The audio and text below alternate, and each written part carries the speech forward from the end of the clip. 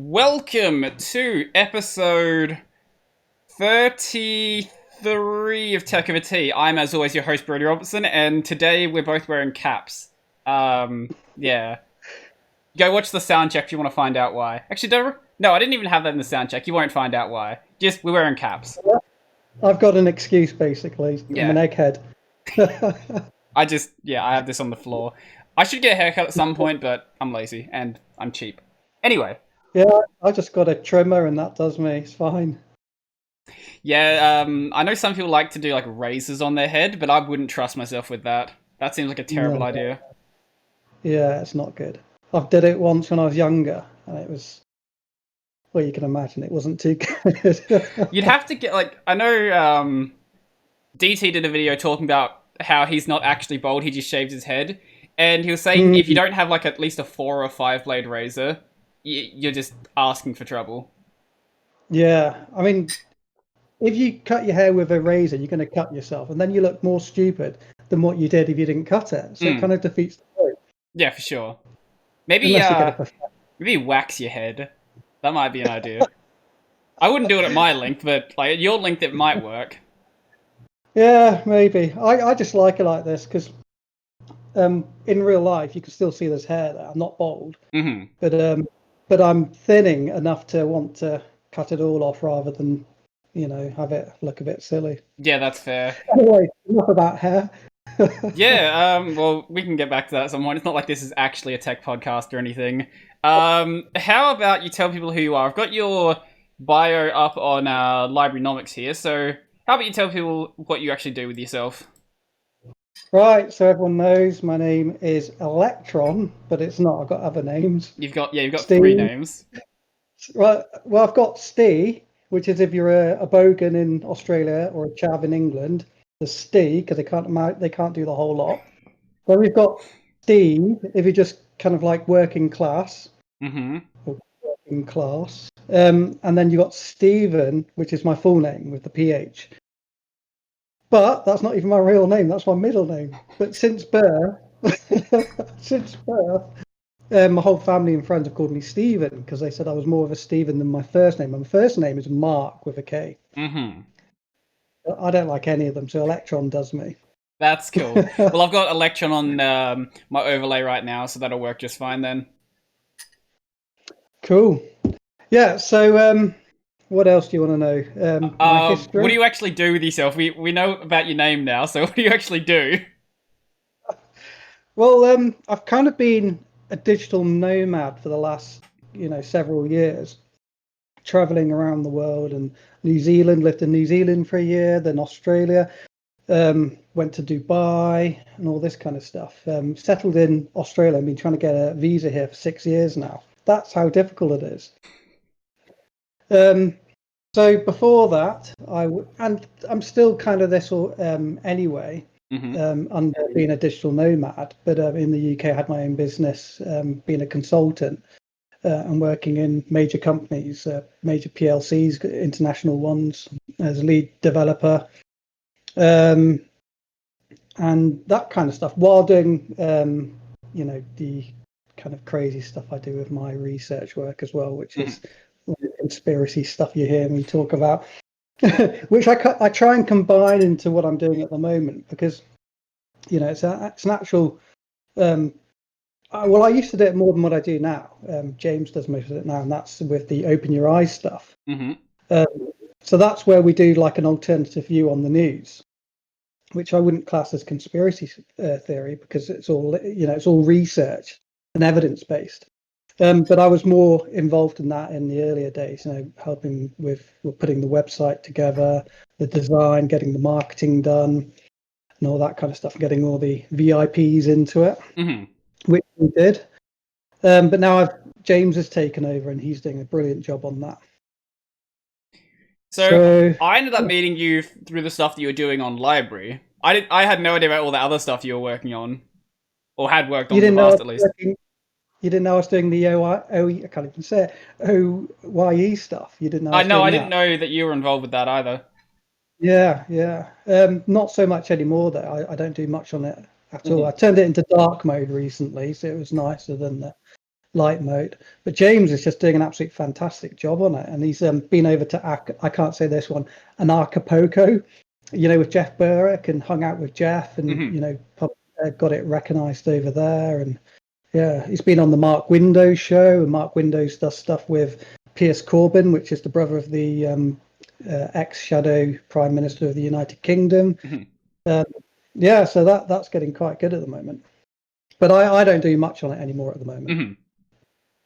So, the main thing I brought you on to talk about was really about where LBRY is going right now, and sort of about LBRYnomics as well. Because I know you're not doing the crazy difficult stuff on the platform like Brendan is with all the. I want to talk to him at some point about the algorithms behind all the nonsense going on this website, but you are still involved as the designer and a developer of the website. Yeah, I mean, there's a lot that goes on at my end. There's a lot of JavaScript that goes into making it do what it does, like the search, the tagging. That's all JavaScript driven, combining that with some complex CSS stuff using identifiers and CSS that link into the data fields I'm passing in. So, well, basically what I've done is I just get the raw JSON from Brendan, and then I take that, I say to him, well, I need this data field in your JSON field, in your JSON document. Then I take that variable, and with the JavaScript, I can then create the table. So that table is an actual physical table. It's created through the JavaScript. However, we'll get too deep into that. How about we actually explain to people who don't know what LBRYnomics what it actually is? Because I've talked about it on the show plenty of times before, but there might be new people who haven't heard about it, or new people to LBRY in general who haven't heard about it. Yeah, so basically it's using the LBRY API, which is their kind of like method of speaking with the data points. It's taking the data off LBRY, putting it into a program that Brendan's created, which creates a JSON file which contains all that JSON. Then that data, which is like a database, is then displayed on the website for everyone to visualize. So it's not just numbers as such in a big mess. It looks nice, and it's sorted into an order. It's got meaning. It's got function. So LBRYnomics is basically turning all that complicated data into something simple that people can understand. Yeah. Is that okay? Not too technical. No, that's go as technical as you want. I don't mind that. It's a different sort of feel for the show than we normally have. Normally, it's just I don't know what this show normally is actually. Sometimes it goes off in ranting about the Atari VCS. Sometimes it's about tea. Sometimes it's about coffee. But the LBRYnomics website itself is basically, at least the homepage of it, it's basically a big list of the top channels on LBRY right now. Yeah. Yeah. Basically, yeah. Yeah, so the top channels as judged by the amount of followers they've got. Well, you can change the sorting as well on that as well. Yeah, and we've had debates whether the amount of followers should be the main metric to display it as. We're thinking about building an equality score for it and then judging it by that. Because you could have someone that's maybe, which they do this, have come up with a way to get followers by hacking into the, not hacking as in real hacking, but, using some sort of bot to create followers and all this kind of stuff. So if you create a quality algorithm that will look at things like reposts, well, now we've got likes and dislikes, the amount of views on content, and the amount of LBRY credits that have been, either tipped or supported, then you can work out whether that's a real result or not. And we could use that to give a better result. But one of the sorry, we've got a little laugh there. I was going to say I was going to say, but how can you really say if someone's got more reposts that's a better channel? Because some channels are really good, but you might not want to repost it because it might be a conspiracy theory. And it's the same for likes. You might not want to like something, but it's really popular. So, it's difficult to work out a quality score fairly. Well, back with one of the earlier things with the quality score, one of the problems it does have, this is sort of a problem with LBRY and also one of its benefits, there's nothing stopping you making a new wallet and just going and subscribing to a new channel. That's why it's so easy to bot up your followers. You can just basically write a Python script, spawn up new wallets, subscribe to a new channel, and bam, it has 100,000 followers now. Yeah, exactly. So, I mean, that's the biggest problem that they're always talking about at the library team, is that it's so easy for people to do this kind of stuff with this kind of technology, and it's really difficult for them to build in, preventative measures to stop that happening. So At least without making it more centralized. Like, you could obviously do it, but then it would come with those drawbacks. Yeah, and there's a lot of people that only see in black and white. They think it's either got to be centralized or uncentralized, but there's grey areas, and the grey areas always work best. So you could think of decentralization as the backup, because all decentralization's for is to stop you getting censored. So that's your backup, but you have centralization to make it work properly. So you have your centralization overlapping on your decentralization, and you've got the best of both worlds. That's the best approach. But you get those, hardcore, anti-establishment people coming in. Oh, how dare you've got Google Tag Manager on your website? You're evil. I've seen so many people complain about I think it was the library website. They had Google Analytics running. It's like, yeah, okay, but that's tracking basically the same stuff that would be tracked if they did their own analytics system. Yeah, it's the same. It's one. I can't speak now. It's the same that's on their mobile phones, their computers, their operating systems. It's all doing this anyway. Unless you're living in a cardboard box in the middle of the sea, you've got to put up with some tracking. And it's not like it's taking your DNA. It's taking just some very minor details. That you can do some evil AI-based stuff with it, but that's happening anyway, whether you sign up for Google Analytics or not.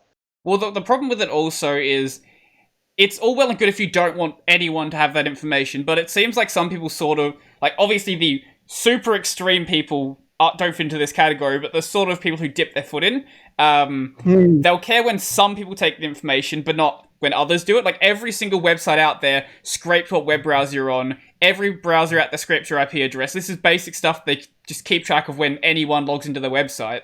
And it seems like some people really have a problem when, like, Google or Amazon or Facebook do it, but then when they just go to some random website out there, they don't really have anything to say about it. Yeah. I'm just going to say on that one, because that's all correct. If we go back to I've got parrots flying past me, and it's distracting me, because I've opened this area of my window to get some light. And all the parrots keep flying past, and I get really distracted. Yeah, I miss all the parrots in Queensland. They're brilliant. We have some, we don't have as many down here. You still occasionally will see rainbow lorikeets, but there's nowhere near as many as I saw back when I was in Queensland. Yeah, that's one of the things that drew me to living up here. It's just the wildlife's really good. I love my wildlife. In the UK, we have great wildlife, but it's hidden because it's so scared of the humans. Up here, the wildlife likes the humans. I don't know why. But, like, I can be in my bedroom and a parrot will fly in and sit on my TV. I'm like, this is just unreal. And, like, if I go out onto the balcony, they'll jump on my shoulder and they'll, like, nip at my ear. And it's like having a pet. You don't even need a pet. Yeah, some of them are a bit too friendly with people. Like, I saw this, I think it was this pigeon. It was just, like, flying in between people. Like, can you just go somewhere else? It wasn't trying to swoop people, it was just flying around them. Yeah. Pigeons, I don't like pigeons. You get those as friendly animals in the UK because they're always getting fed. So they get so desperate for food, they will land on your head as well. But there's no character to a pigeon. It just sits there and it doesn't do anything. With a parrot, it's actually like a human. Like, it's got expressions. You can train them to shake your hand. I've got a video on my library channel of the parrot shaking my hand. Really intelligent birds with characters, and that's why I like those ones. That actually reminds me of a story that happened to me as a kid. I was sitting in the backseat of my car, or my parents' car, I guess, because I was a kid. I had a sandwich in my hand, and this pelican flies up, lands on the window, and just takes the sandwich and just flies off. I like pelicans as well. There's something really majestic about them. So they can float around in the water like, a big swan or something. Then they can start walking around like a kangaroo. And then they can fly into the sky, and they're like, pterodactyls. And you see them they do the circling like the bird of praise do. You know, it does the same stuff. They circle around, and they're huge. And you think, what on earth is that? And then it comes a bit close, and you see it's a pelican. Absolutely majestic animals, really good. But they're not. They don't have obviously the intelligence of the parrots and stuff. So you don't get that kind of interaction off them. But they're majestic. They're cool. Absolutely, yeah. Like where I'm at right now, it's far enough away from like the city that you still do see a lot of wildlife. Not obviously not anywhere near as much as whenever I go see my parents up in the Riverland, because that's up like right along the Murray River. But I'm in like this nice, I guess, sort of nature bubble where if I go like 5 minutes in any direction, it's all like regular city. But this one spot I'm in is just this little nice habitat. Yeah. Where you are at the moment? Yeah. Yeah, where I'm at right so now. you're not actually in the city? No, that's a terrible idea. Yeah, I agree. Well, I'm in the city now, but I'm right on the beach, so it's not too bad. I was going to show you a view out the window, but it's a bit messed up because we're on the beach. The windows have to be cleaned like every week, but they don't. They come around once a year. So for most of the year, your windows are just, they're like frosted glass. Such a stupid idea. They should build in some sort of robot that cleans your window. I mean, it should be fairly easy to do. That does seem like it would be pretty easy. Hey, like, I can't see how. Well, I guess I don't know, because the glass couldn't really be that sensitive. And creating a pressure sensor when something's touching the glass, I can't imagine that's super difficult. I'm not a mechanical engineer, as you can probably tell, but I can't see that being the most difficult of tasks, because all of the windows are probably going to be a uniform shape as well, so yeah, surely. Well, yeah, good design seems to be really rare these days. People just want to build something that's profitable, which means cheap and quick to do. So you don't really get any of that, what would the word be, innovation anymore. Like during especially the British Empire days, there was a lot of, look how good we are. We've done this, we've done that. Look, we can do all the best things in the world. Now it's all, with globalization and capitalism. I struggle with words, by the way. That's terrible. fine. I'm the same. Yeah, and so you got this now culture of just building cheap and cheerful, maximize profit, get in, build quick, get out with your profit. And that's, especially in Australia, it's a real problem. Yeah. They're actually falling down. Yeah. The places back when I used to live in, there was a fairly cheap area in South Australia called Davern Park. They were basically tearing down all of the old housing trust houses and rebuilding them, because most of them were from the 60s and 70s, and being housing trust places anyway, they'd basically been trashed because no one cares. For anyone who doesn't live in Australia, that's the public housing we have. And so they were replacing them with these new townhouses, the ones that are just flat concrete, built as cheaply as possible. They all look exactly the same. The only difference between them is sometimes, every other house, they'll change the color scheme, but they rotate between two color schemes. Like North Korea or something. Yeah, especially after the war, post-war architecture is really poor because they wanted to house everyone. Not so much in Australia. Well, I don't know, it's weird because you've got some of that in Australia, even though it wasn't bombed. But in the UK, you'll see all these new builds that went up after the war, and it's it makes North Korea look good. It's so horrible. And then you got the psychological impact of that. People adapt to their environments, and if you put people into this really horrible environment of these, prefabs and this industrial-looking housing complex, people's psychology really gets twisted, and they feel down about themselves, and they start getting. This is proven in studies. They start getting into crime. And it's one of the reasons why the crime rate after the war in Britain started getting, out of control. People just feel like, prisoners or factory hens in these horrible buildings. Oh, yeah. I think it should be a policy that all buildings have to, pass some sort of metric to look good and function properly for the better of society, because you get a more productive society out of it. Therefore, you get more taxes when you've got a more functioning society, because it's more profitable. people aren't ill or can't be bothered going to work because their psychology's good. I'm not going to get into all that theory, but it's really interesting subject. But it's complex. I don't want to talk about it.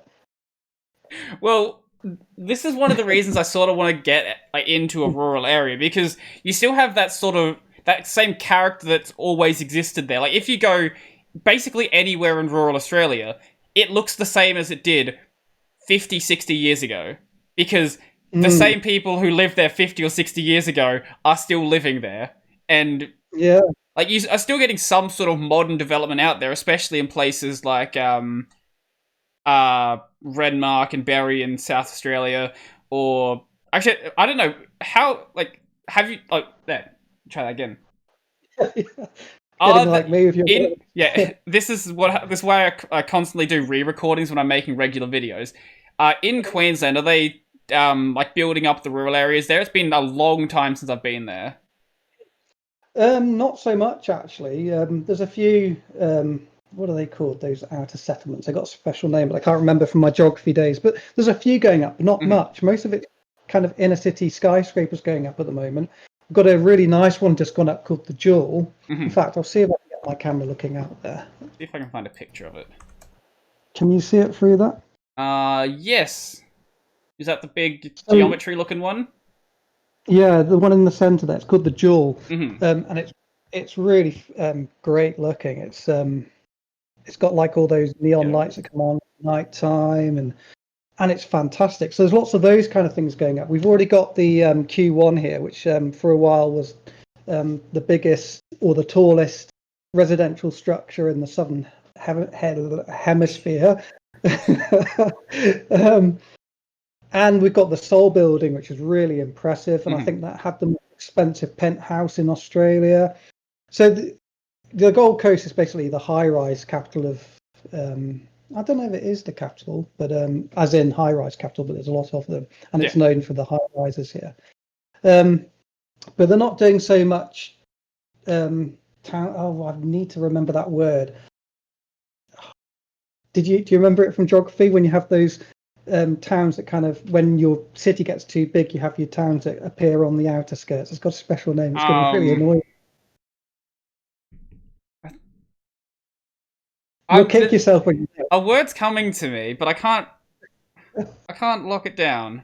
They say if you can't think of the word you mean, don't think about it, because the more you think about the word you don't know, the more that you ruin your neural pathway to that word. So they say don't think about it. So I'm not going to think about it. Usually the word comes to me in like 15 or 20 minutes. I've had words come to me like 3 days later. I'm like, oh, that word. In the middle of your sleep or something. Yeah, funny old thing, the brain. I think I've only really been... Oh, yeah, that is a cool mug. If you see my head disappear when I have it, it's a giant mug. Needed it to fit my 4 shots in. Well, this one's just a... can you see it? It's not a secret what university I go to. It's University of South Australia. So they hand these out to everyone who goes into the School of ITMS, the Information Technology and Mathematical Sciences, which is no longer actually a school at this university. They've like merged it with another one or something. I don't know. I'm done in like 4 weeks. Sorry? What are you studying there? I'm doing my 4th year of software engineering honours. 4th year? Why 4 years? I don't know. I was thinking about just doing the regular bachelor's degree and just doing 3 years, but I saw the project we do for the 4th year is basically an industry project, and I thought that would actually look good as something that I could say I've done. Right, so it's an extension, not part of it. It's not actually a 4-year course. Well, basically, I have the honours year, so I have my regular 3 years bachelor course, and then the honours year, and that's what I'm in right now. Right, I don't know anything about the Australian education system. So is that like a master's in England? No, this would be the year before you do a master's. Okay, right. And how is it? Are you enjoying it? I'm not enjoying the research components, but everything else is good. Yeah, I've got 2 papers to write in the next 4 weeks or so, and I've started one of them. Yeah, that sounds like me. I've never been a fan of education. I've done it all. Hmm. I have a good habit of not turning up to exams. So I'll Yeah. spend the whole of my time doing the course, doing well in it, and Hmm. then I don't do my exam. Here's how they stop you doing that in my school. If you don't pass the exam, it doesn't matter what the rest of your grade is, you get a zero. You just fail Really? instantly. Yeah. Wow. So unless you had like a medical reason or something like that for missing it, you just fail instantly. Right. So for my multimedia degree, which is called a PDC, Professional Development Certificate, they didn't Hmm. actually do it as a degree. So I did this one, and it was really good the way Hmm. they structured it. You could do it in components, so you could just do one component and Hmm. have a certificate for that, and just keep Okay. adding on to it. So you can keep building it up. And it was designed for adults, so that sometimes you can't always, dedicate that time of your life to education. So you can just keep adding your components on Hmm. and build it up that way. It's fantastic. It was by far the best course I've ever done, That and that's actually where I learned all my computer stuff. that sounds like a much better structure than the way that my degree is structured because there's a lot of courses like in my degree there's a lot of courses at least in the early years where it's just they sort of needed something to fill that space in. Um, Yeah, and a lot of the stuff they go over is sort of fairly outdated technology as well. Like obviously they can yeah, teach the skills you need to actually understand the modern things you're going to be working with, but like for example, in my web development course, we did an older version of jQuery, not even like the latest version, and jQuery is already something that's not really being used for new projects. It's mainly something for legacy projects at this point. mm, Um, we did Angular 1, not the good version of Angular, the original version. Don't know why. uh, And I think we yeah, did um think whatever the previous version of .NET was. So 2, yeah. I That's what think. my brother Something like specializes that. in .NET, but I stay away from anything Microsoft. But he does it because it's brilliant for money. If you want to earn money, .NET's Mhm. great because all the businesses use it. So he did his masters. Well, it's called something else because for reasons unknown, he couldn't complete his master's. So he's got in the UK. If you didn't do the final stage, it was a bit like compartmentalizing it, like I did. You can Mhm. do that with your masters in the UK. Okay. But anyway, he did that in computer science and specialized in .NET. Now he's gone on to do some, big positions in .NET kind of structures. But it's so boring. It's just like no way would I ever do that kind of work. That's what I like about web development. It's creative. Mhm. With doing like .NET stuff, it's more kind of like doing big database kind of shopping sites and that kind of Yeah. so boring. Well, that's sort of the appeal I see with game development as well. But the problem is the games industry is hell. So if I wanted to go into game development, I would be doing that as like I'm the guy who controls this. Because the grind Yeah. in the game development industry is just absolutely insane. Like that's not something I could ever subject myself to. Yeah, I mean the gaming industry is people think, oh, it's fun, it's gaming, but it's so difficult, all the gaming stuff. Like talking from a developing the game Hmm. themselves. Well, you're talking about all Yeah, the yeah, coding.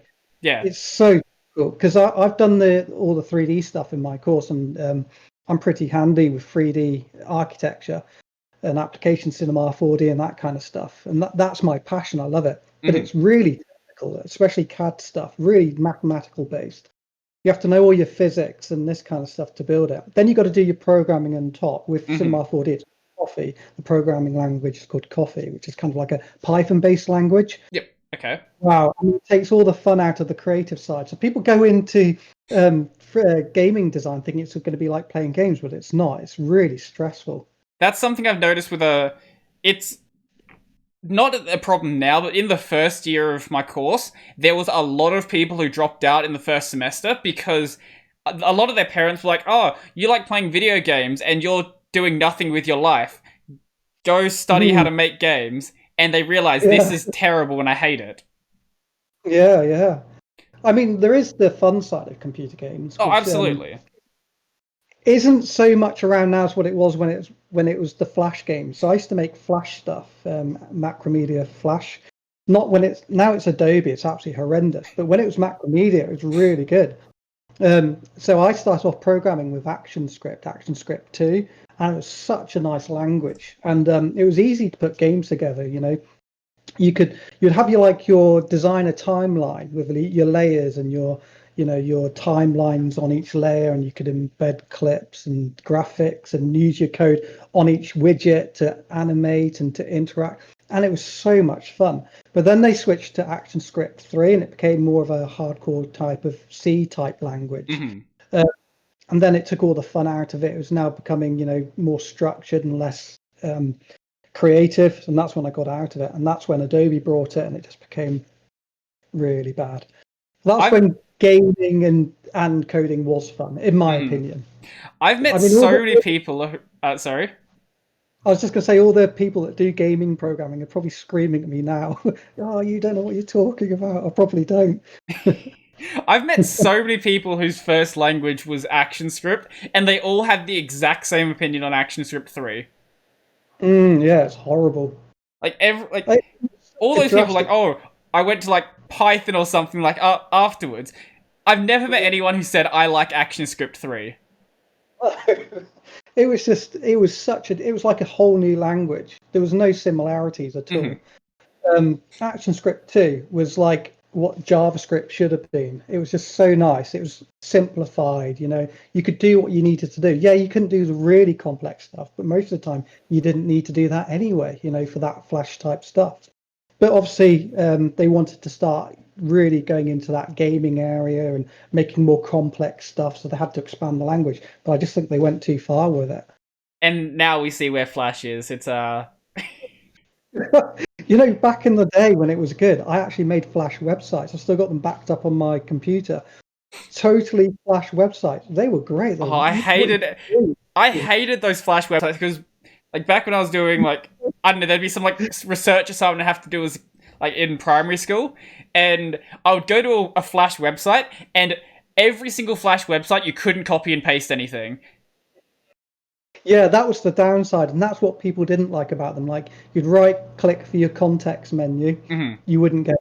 There was nothing there. So you had your restrictions. With HTML websites, there was much more you could do. And it was more restricted with Flash. They did try and introduce that later on with ActionScript 2, where you could start making your own context menus and stuff like that. But it was never, as nice as what it was with HTML. They could have made it the HTML experience, but they decided to go this, hardcore gaming route, take it out of being, Flash as it was known, and just basically turn it into gaming. And I think that's actually what it is now. I think it's called Flash Gaming or something like that, or Adobe Gaming. I'll see if I can find anything on that. Because I know that a lot of browsers basically dropped Flash support out of the box. I don't even know if... Yeah, that was for performance and security issues. So the performance was just horrendous. And there was all sorts of... Well, they found a bug where the performance and the memory buffering was so bad that an attacker could, take advantage of that. And there was a known exploit, I think it's still in Flash today, that hackers can just enter that memory buffer and hijack your computer. Here we go, I found it. So the Adobe Gaming SDK... create ActionScript games. The Adobe Gaming SDK provides an essential collection of frameworks, code samples, and learning resources that work together to help developers create and deliver ActionScript games across multiple devices. Is there anyone actually using this? That's the real question. I don't think so. Who would use it? Well, I don't like Unity, but at least Unity is relatively decent. Or if you don't want to use Unity, you could use something like Godot or anything else. I'm not going to say use Unreal if you're first learning how to program, because you probably don't want to do C++. Yeah, but C# is pretty easy. Sorry? The Unreal Engine is brilliant. The physics engine, really good. I was a big Unreal fan when I was younger. It's one of the computer games that I, played for too long. When you're staying up all night and not sleeping, it was Unreal Tournament. Absolutely amazing. I never got around to playing Unreal Tournament. I did used to play a lot of Quake Live, which was based on the Quake 3 engine. Yes. Yeah, Quake 3 engine. Yeah, that was a direct competitor. Quake was good, but Unreal, for me, it was just the best. It was way ahead of its time. Really good. Oh, and Super Mario. I can never forget Super Mario. I've got it Showing right your on age a there. little bit there. Got it here. Let me get it.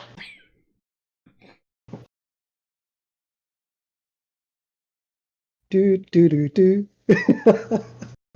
That's Let me load it up. Make sure there's no audio. I'm gonna mute you.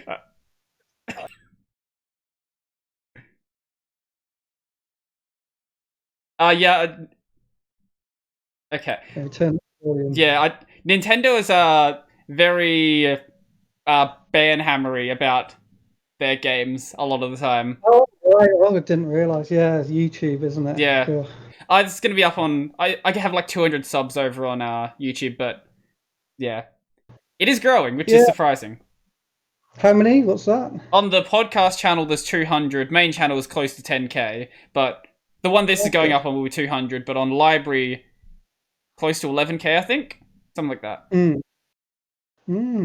Yeah, I once had a proper YouTube channel, which I used as an actual, rather than the one I got at the moment, which I just dump rubbish on.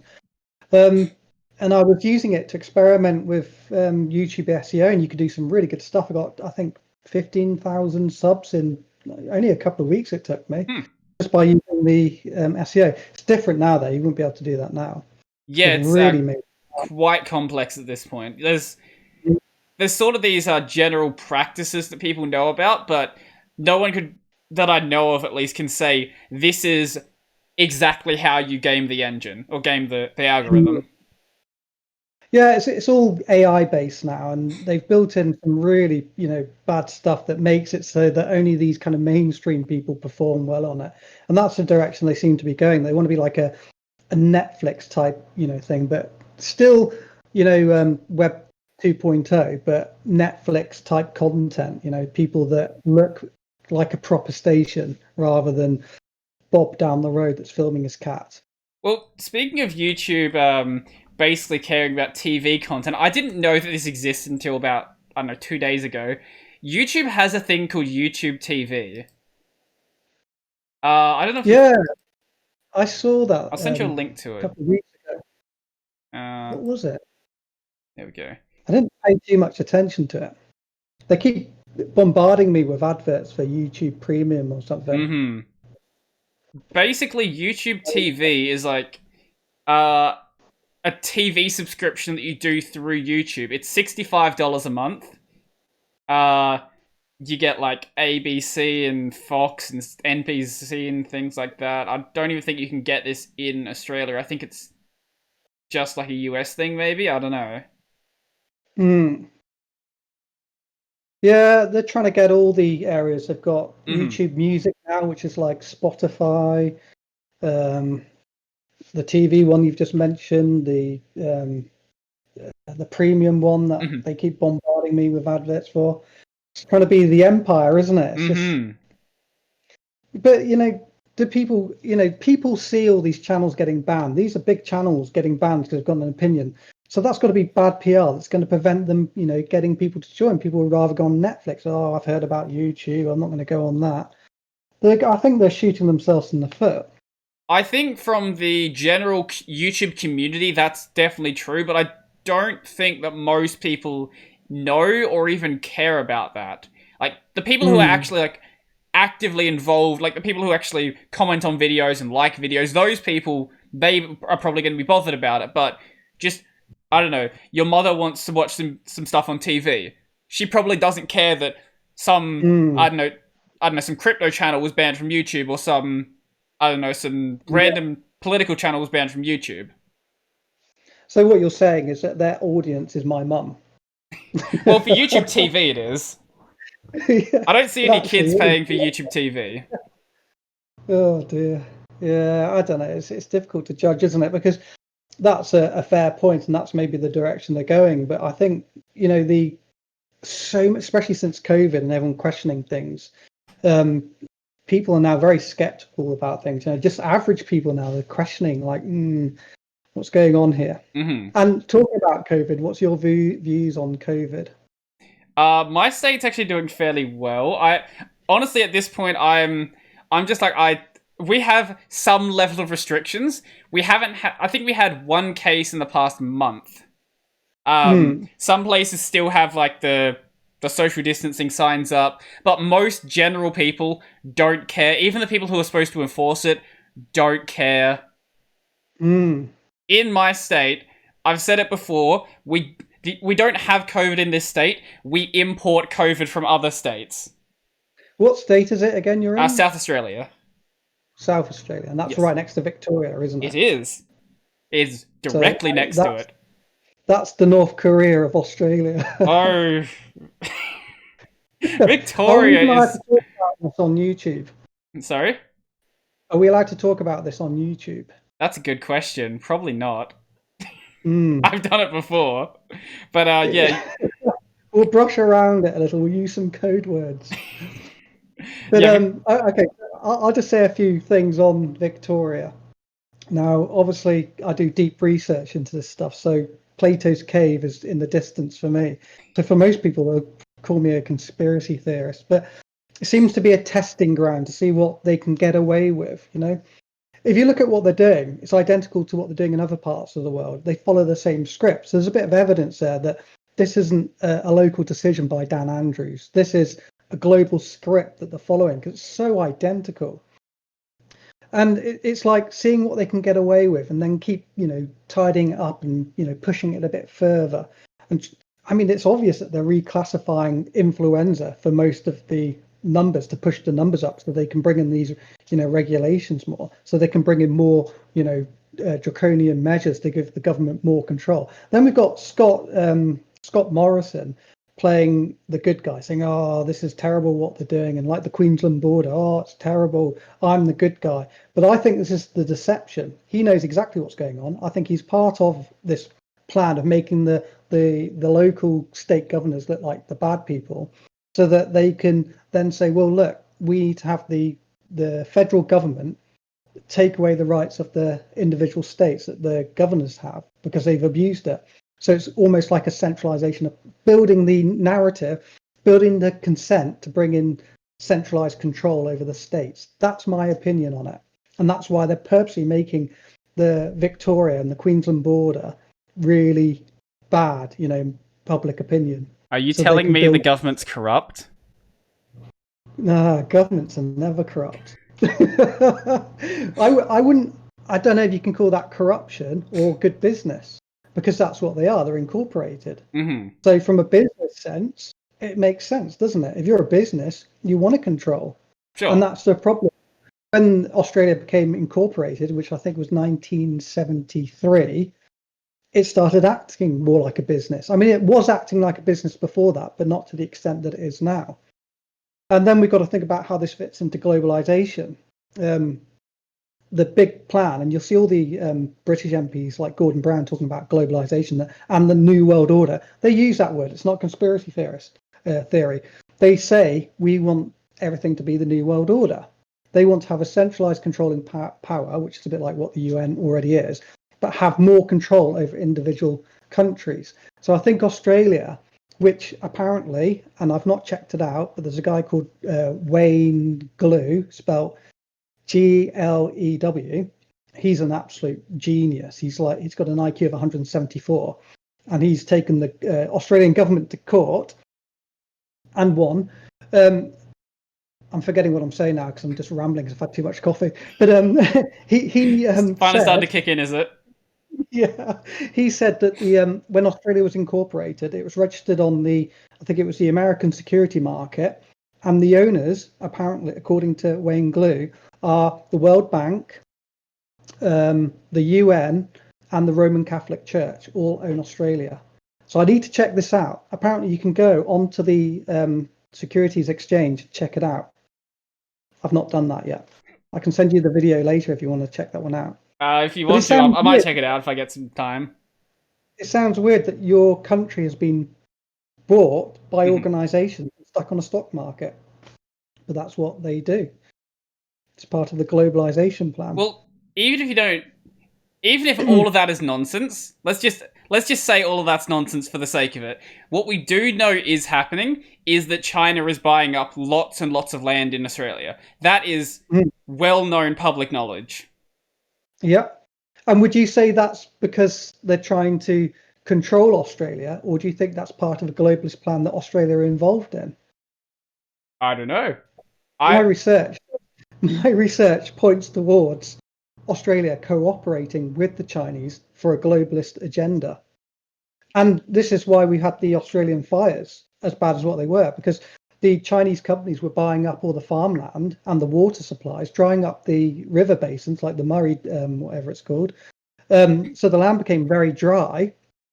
And then what happened is they instead of doing the backburning, they brought in new policies to say that they're not going to do so much backburning, and they banned collecting of tinder. So what you got was this ground which was full of tinder. There'd been no backburning and really dry because the water had been diverted from the river basin into the farms that the Chinese had brought. And that's why when you get lots of arsonists were setting fires, or a natural fire, the whole place just boom like that. It was an accident waiting to happen. Many people would say it's done on purpose because it also fits the climate change agenda. So they're saying this happened because of climate change, but it didn't. Provably didn't. So you've got all the Australian farmers at the moment complaining about, trying to take it to court because these fires happened because of government policy, not because of climate change. Well, what we do know is that there were definitely people who were setting fires. That is, there are people who set fires. The original cause of it, I don't know if that's fully been understood at this point, but we do know that once the fires did start, there were people who were definitely lighting fires, though. Yeah, but if you think about it, all it takes is one. It's a bit like having a mountain of dynamite. You just have to light one of them, and the whole lot go off. Well, yeah, there was definitely some weird Sorry, this lag's annoying. Yeah, it's a bit of lag. But yeah, the backburning policies have been real weird for a while. The places that do backburning fine, you notice that they don't tend to suddenly burst into flames because that's what backburning is supposed to do. It's supposed to mitigate that risk. Yeah, exactly. It's controlled. So I was filming it the other day. They had the backburning up here, and they had 2 helicopters flying around, judging the area, making sure that it doesn't get out of control. So the Aboriginals have been doing it for thousands of years. Apparently, they've got even better strategies than what the Australian government use, and they're saying that they should be listening to them. Well, there are some groups that actually do the traditional methods of backburning. I don't know whether how accurate to those methods actually would be. I don't know anything about that specific culture, but there are definitely groups that are trying to, I guess, follow those same sort of methods because that's what has been working in this country for thousands of years. So that's what they're going to continue doing. Yeah. So if we put this into the conspiracy corner, the conspiracy theorist will say that there's an alien spaceship flying over the forest, shooting laser beams at the forest to burn them down. Whereas someone that's more rational will look at the evidence, look at the backburning policy, look at the tinder collecting policy, look at the way that the water's been privatized and put into the mines and the Chinese farming, and then see it from that logical point of view. Excuse me, this coffee's so strong now I can't even breathe properly. When you have really strong coffee and it brings tightens your throat, that's what I'm suffering from at the moment. Anyway, so that's the logical view. Now, I'm not saying there aren't satellites with those energy weapons on it. Of course there are. That's provable weapons technology that the military have, but they don't need to use that to light these fires. Do you know much about the EMF weapons? No, I don't. Oh, you should look into that. It's amazing what they can do. Well, they're using them domestically now. You got the denial of, what's it called? Denial of something weapon. So they'll take it to protest now. It's like this radar dish. And if you're protesting, they'll fire an EMF beam at you to move you away, and it will basically cook you. I don't think I've seen that, but I know I've seen something similar. It was I don't remember what it was called, but basically it would be this big radar disc, and it would play this like really, really intolerable tone that you would have to get away from. Like One Direction or something like that. Well, so you do Justin Bieber. Well, maybe not that bad, but it would be like this very specific frequency that your ears just cannot tolerate. You would have to leave the area. I know they were using it during the early Portland protests. I don't remember what it was called though. Yeah, denial. I don't know if it's called denial of service. It's denial of something. If you type it into Google, you should pop up. I'll do that now. I've not even got a browser open.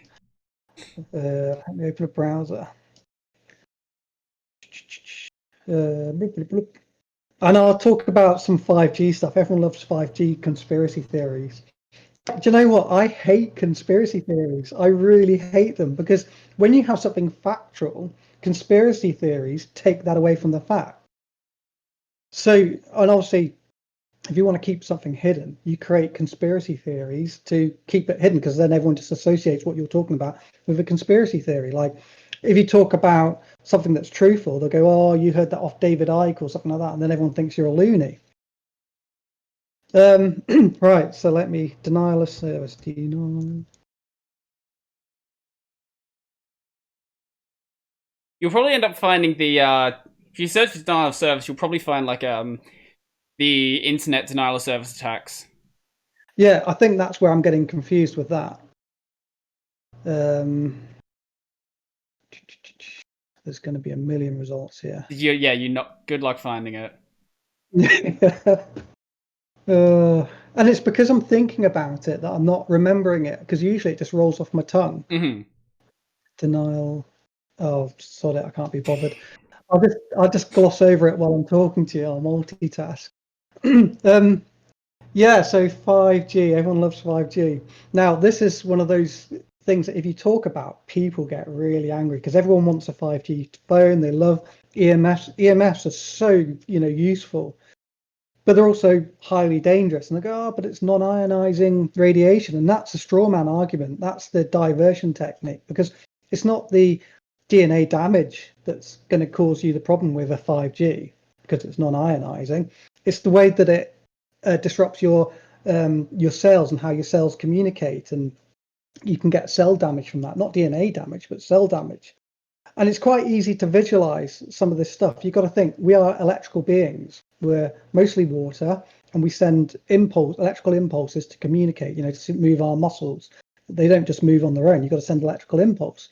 So when you're sending electrical impulse through the air, this is going to disturb your own, you're an electrical circuit.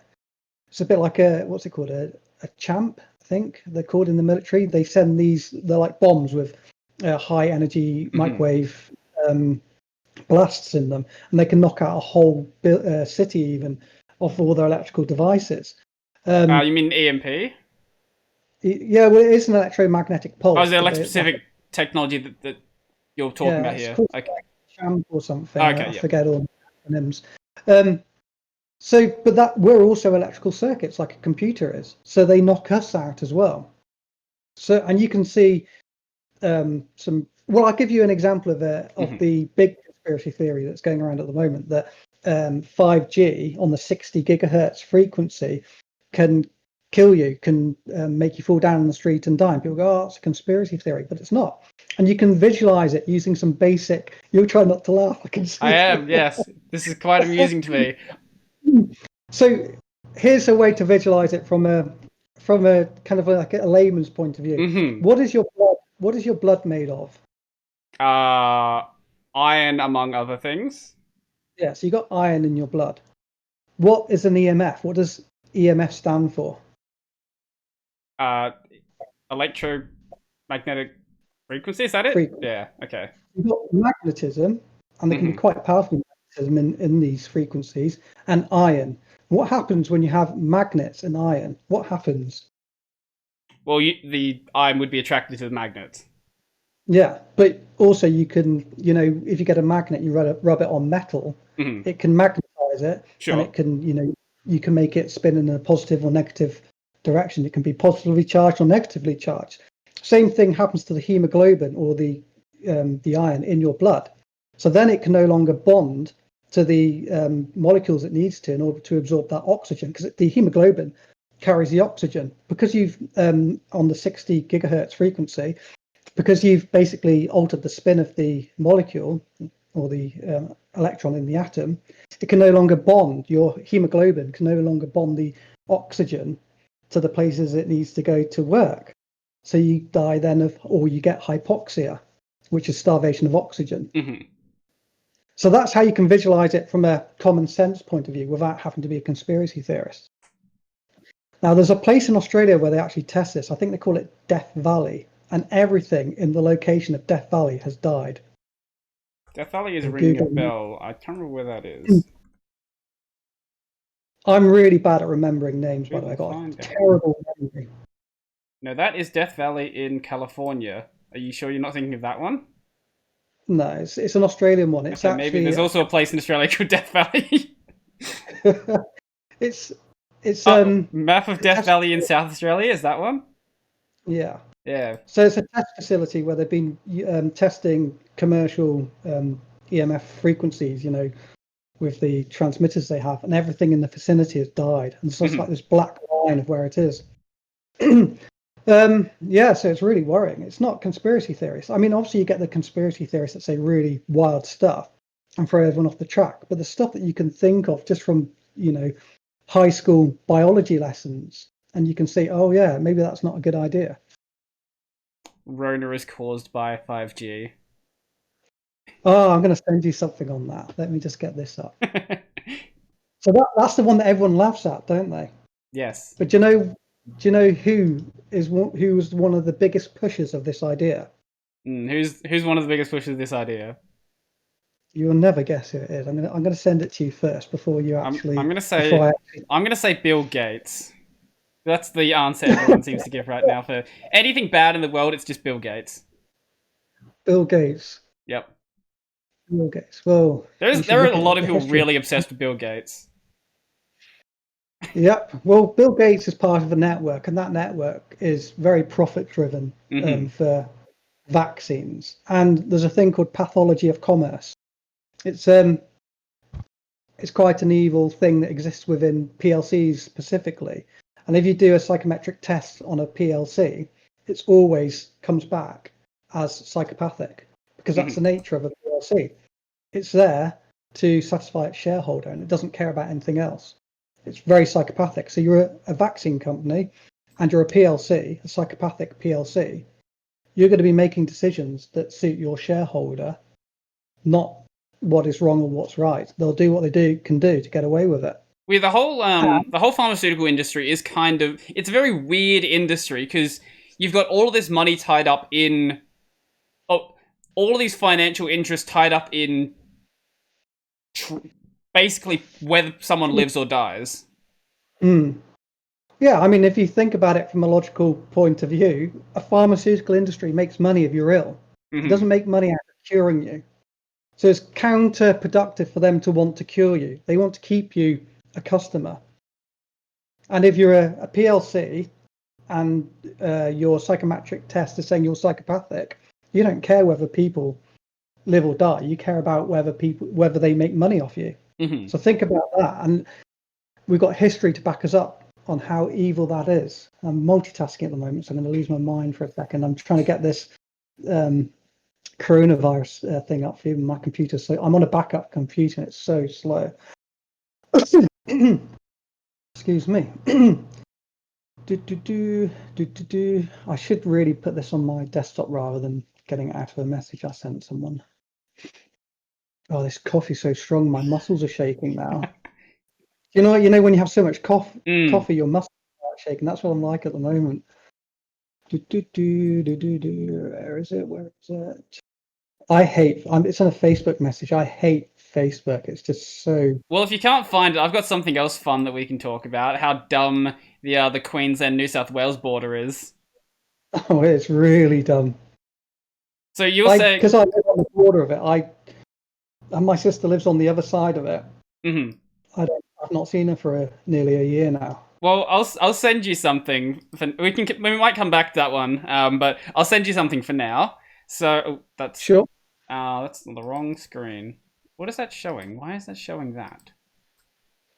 What is that even? I don't even have that window open. Library not where is that one? There we go. Okay. 1 second. 1 second while I turn my air conditioning off. It's getting cold. All good. Okay, so I'll send you this link. So, the reason I turned my camera away is because I've doubled in size this year, so I don't want to be on camera. It's all good. So I've sent you the coordinates to a point along Tomlin Mountain Road. Okay, let me just open that one. So people are seeing it on screen right now.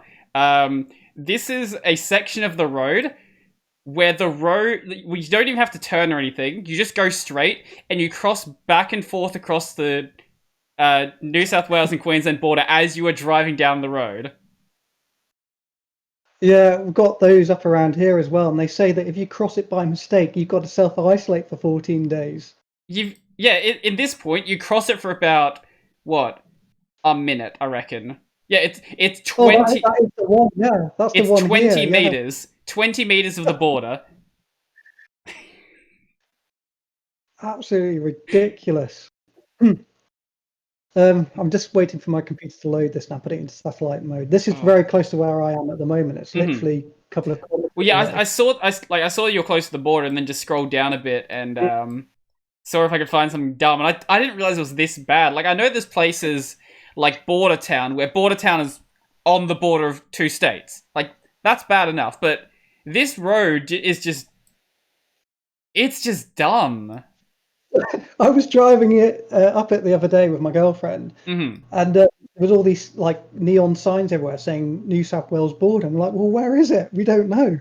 So we carried on driving, and then we saw on the other side of the road saying Queensland border. So we must have crossed it, but there was no sort of thing. They just had these signs, and the signs were about a kilometre apart from each other, but there was no guards there. There was nothing. So I was like, turn your phone off. Turn your phone off. We were being tracked.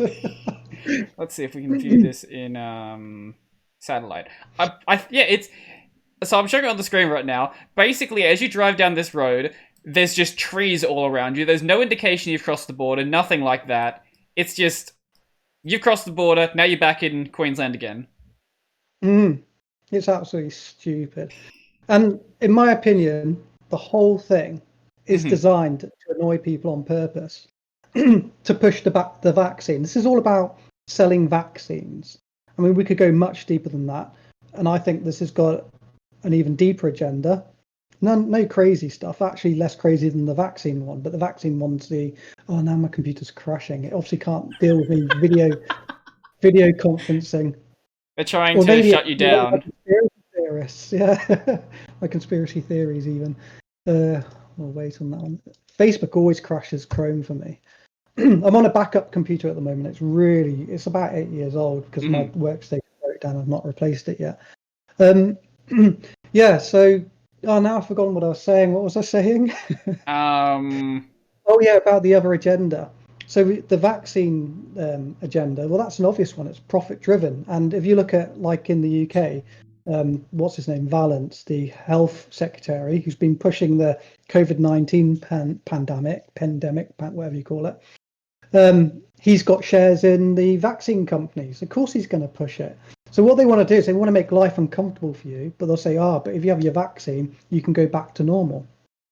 And that's where criminality comes into it. And that's why they're being taken to court, to the, I think it's the world courts are going to be taking it to some of the biggest lawyers in the world, because it's criminal what they're doing. But basically, coronavirus or COVID-19 is either no more harmful than influenza or less harmful.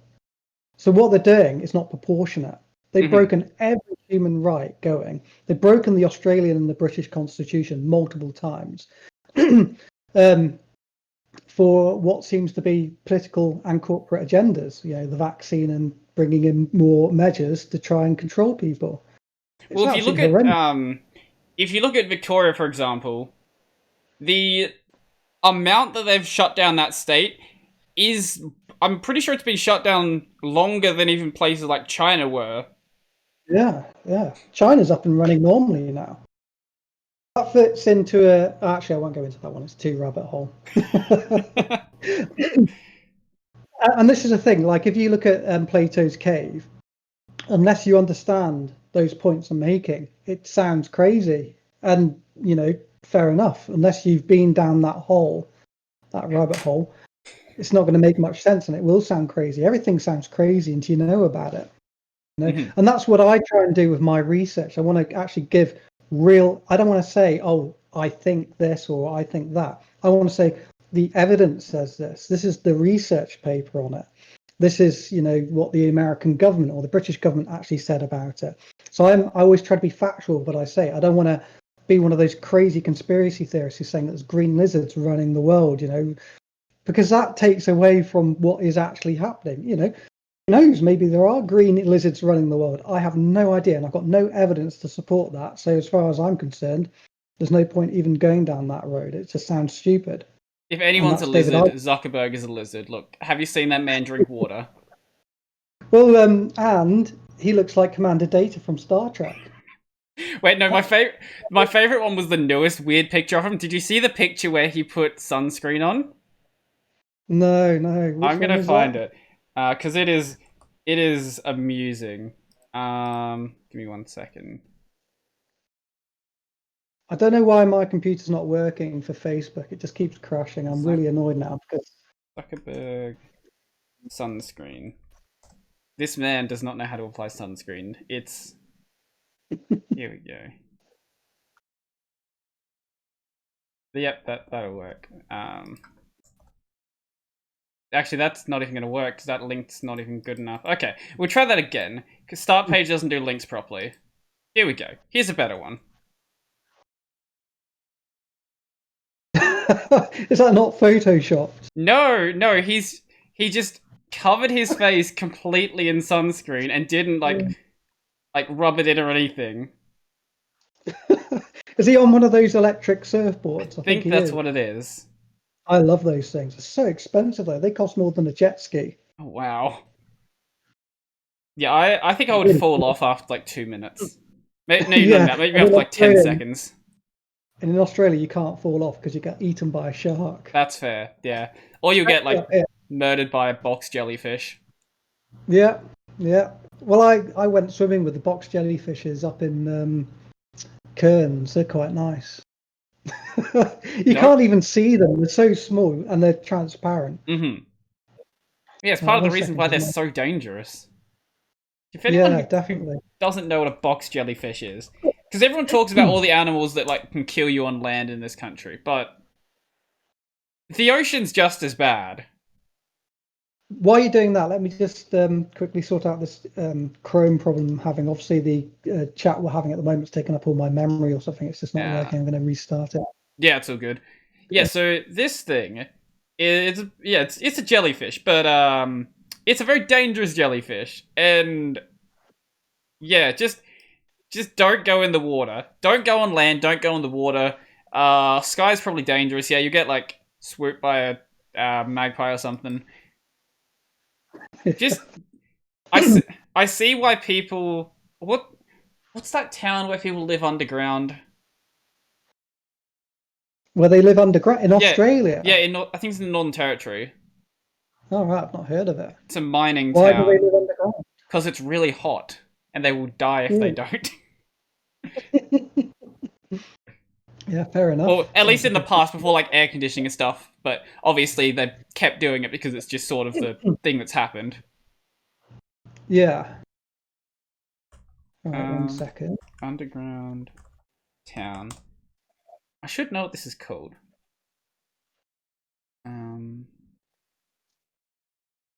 Wombles? Cooper Pedy. They live underground. Oh, yeah. Yeah, the town is Cooper Pedy, if anyone... Oh, sorry?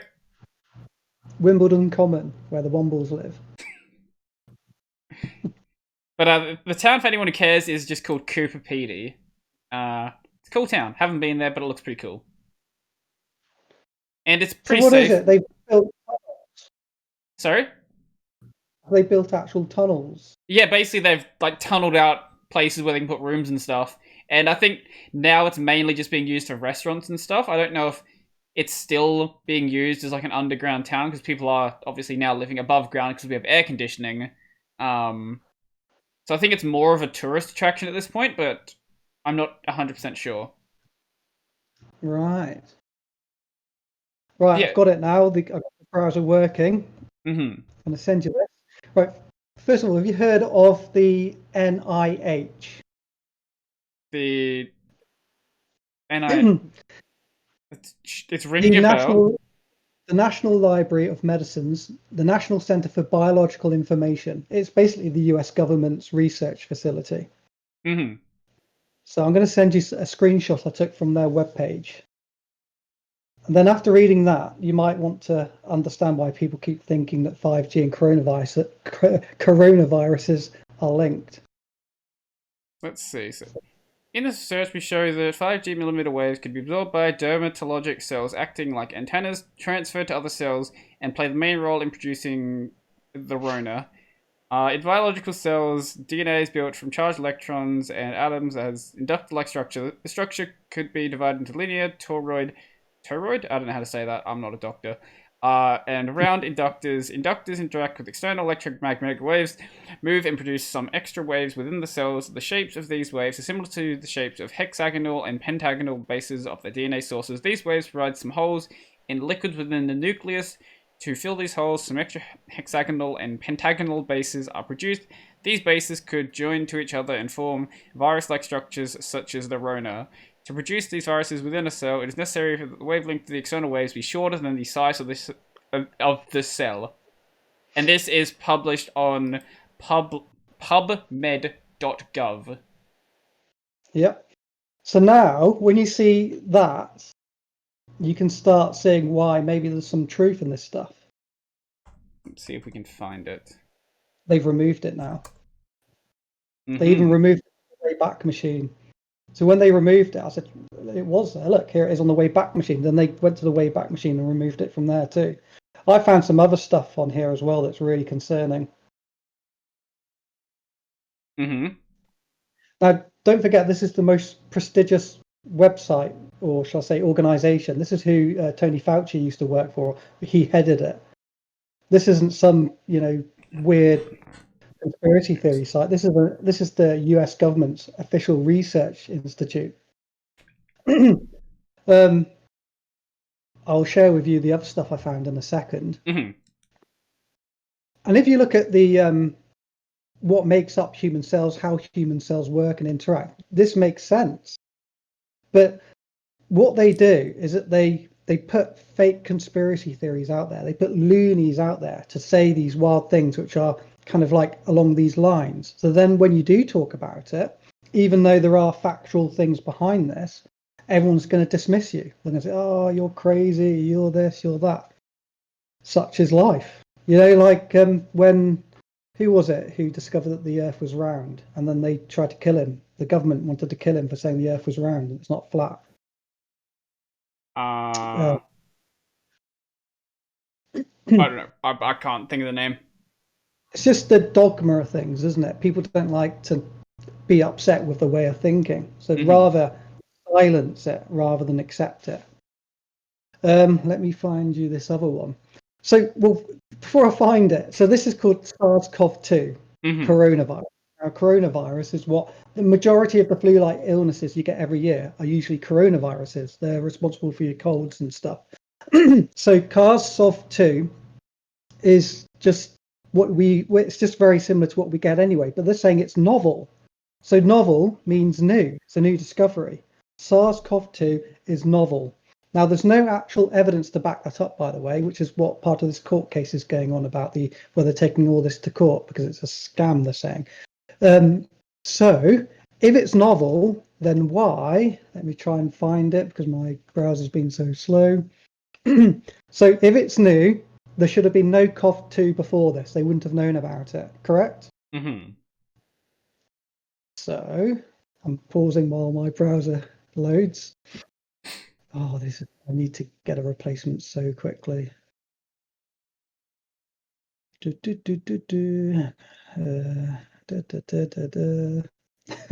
so slow. Talk about something else while I'm finding it. Let's see. Okay, so the Australian time zones are an absolute mess. Like actually a mess. So, right now, this is going to sound weird to anyone who lives somewhere that's sensible. But in South Australia, we have we have a half-hour time zone. Same with Northern Territory, but okay. So my time zone is, or at least before daylight savings time, is UTC plus 9:30. Same as the Northern Territory. But the Northern Territory, they don't observe daylight savings time. So right now, even though for half the year we're on the exact same time zone, now because of daylight savings, it's now UTC plus 10:30, which lines us a bit more up with places like Queensland and Victoria and all that. But now we're also 2.5 hours out from Western Australia. So if you drive across like a 5-meter line, your clocks change 2.5 hours, which makes no sense. I don't think there was any thought put into these time zones at all. Yeah, when we had a guest stay over a couple of years ago, and we're driving through the city, and we changed to an hour different time zone, and we're like, what's going on? This is just so... Well, they couldn't understand it. I can't understand it. Oh yeah, yours is even worse, yeah. Yeah, like I can drive through my own city, and the time zone changes. Well, Gold Coast Airport, you land in one time zone, and then you go through the what you call it? Oh, I've forgotten what it's called. What do you call it? Your terminal. Yeah. You walk through your terminal, and then you're in another time zone. So you land in one time zone and exit through another. So people are always getting their pickup times wrong because they've set it on the wrong clock. Absolutely crazy. So they say it's to keep the cows happy. What about keeping people happy? Did that site load me that I sent? I didn't realize you'd sent it. You'll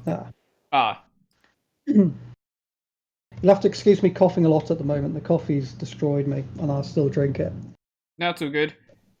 Here. Yeah, okay, there we go. We've got it. It's not loading for me. It says it can't be reached. They must have banned me from it or something. Try again. Now, have a look on that. I can't see it, but I can see it in my memory. Click on it, and can you see where it says SARS-CoV-2? Okay, so look at the date of that study. Yeah, it's 2008. So if it's novel, why did they know about it in 2008? I would assume that it's a different strain of the CoV-2. I don't think that's how it works, because like H1N1 was SARS-CoV-1. So this is a novel one, so they've decided to call it SARS-CoV-2 because it's new and novel. I do not have the expertise to read through this paper to explain. I've sent it to people, including my father, who's a doctor as well, and no one can get back with an answer. Now, the other thing on that document, can you see SARS-CoV-3? I can see that, yes. Is that Pandemic 2 that Bill Gates was talking about? He said this one we're calling Pandemic 1. And he was talking about Australia not having many deaths. And he said, but I think it will be different when we see Pandemic 2. So I'm wondering whether SARS-CoV-3 is Pandemic 3. Now, that is a conspiracy theory. I'll admit that. I'm just putting it out there. What is SARS-CoV-3? I'd like someone to tell me what SARS-CoV-3 is and how they knew about SARS-CoV-2 in 2008. Because, like you, I don't have that medical expertise to answer that question. And no one has got back to me with an answer. As I said, I'm not a doctor. I definitely can't be the one to give you that answer. Don't you agree that looks really odd? Well, the way I would look, like, with having no knowledge of it whatsoever, I would assume that what we're seeing now is a different strain of SARS-CoV-2. I couldn't tell you if that's how they or if they always name it in a numeric order like that, or if it's actually different. I don't know. That's not my field of expertise at all. I'll go along with that one because I don't know, and that seems like the most logical explanation. So I'll go along with that one, but we don't know. Let's hope. Let's hope that's all it is. But yeah, the 5G one from the American government there saying that 5G creates coronavirus. That's got to be one to take note of. They're actually saying it in black and white. Well, that once again, without having the ability to read that paper, because obviously, as you said, it was pulled down, I couldn't tell you anything about it. They also did the same for the false positive on the PCR test. So early on, they had the false positive for the PCR 85%, up to 85%. So then everyone was saying, this is stupid. Why take a PCR test if it's 85%? So they hid that one as well. They got rid of it. Said, oh no, it's no longer there. We're getting rid of that one. So every time that you can prove using their own literature that something's wrong, they hide it. And that's always a cause for concern, isn't it? I mean, that is corruption. If they're saying no, it's wrong, well then add that to the paper. Don't just hide it. Anyway, enough conspiracy theorists. Let's get into library stuff. Yeah, I will not clip any of that. I'll just let someone... They'll just start watching it, and that happens for an hour. Oh, I can't even breathe at the moment from this coffee. I'm going to roll over a minute. Let's see. What do... Actually, most of my topics on here are about LBRY anyway. I think where we left off with LBRY was about the channel quality score. So we talked about using followers as a score, and so what were the other metrics that were being considered to actually, filter out channels? Because we have seen, obviously, in the past where there have been these channels with 1 view and 20,000 subscribers, and those seems to have gotten better now, but there's still obviously those channels that do exist. Yeah, so if you go onto the info panel or the info link in the top menu.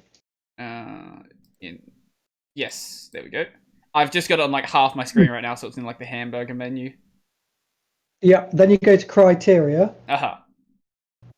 And then it's got it there. Should really put that in a more obvious place. It's a bit hidden away, but that basically sums up how it was calculated. So to qualify, I'm just going to put it on mute.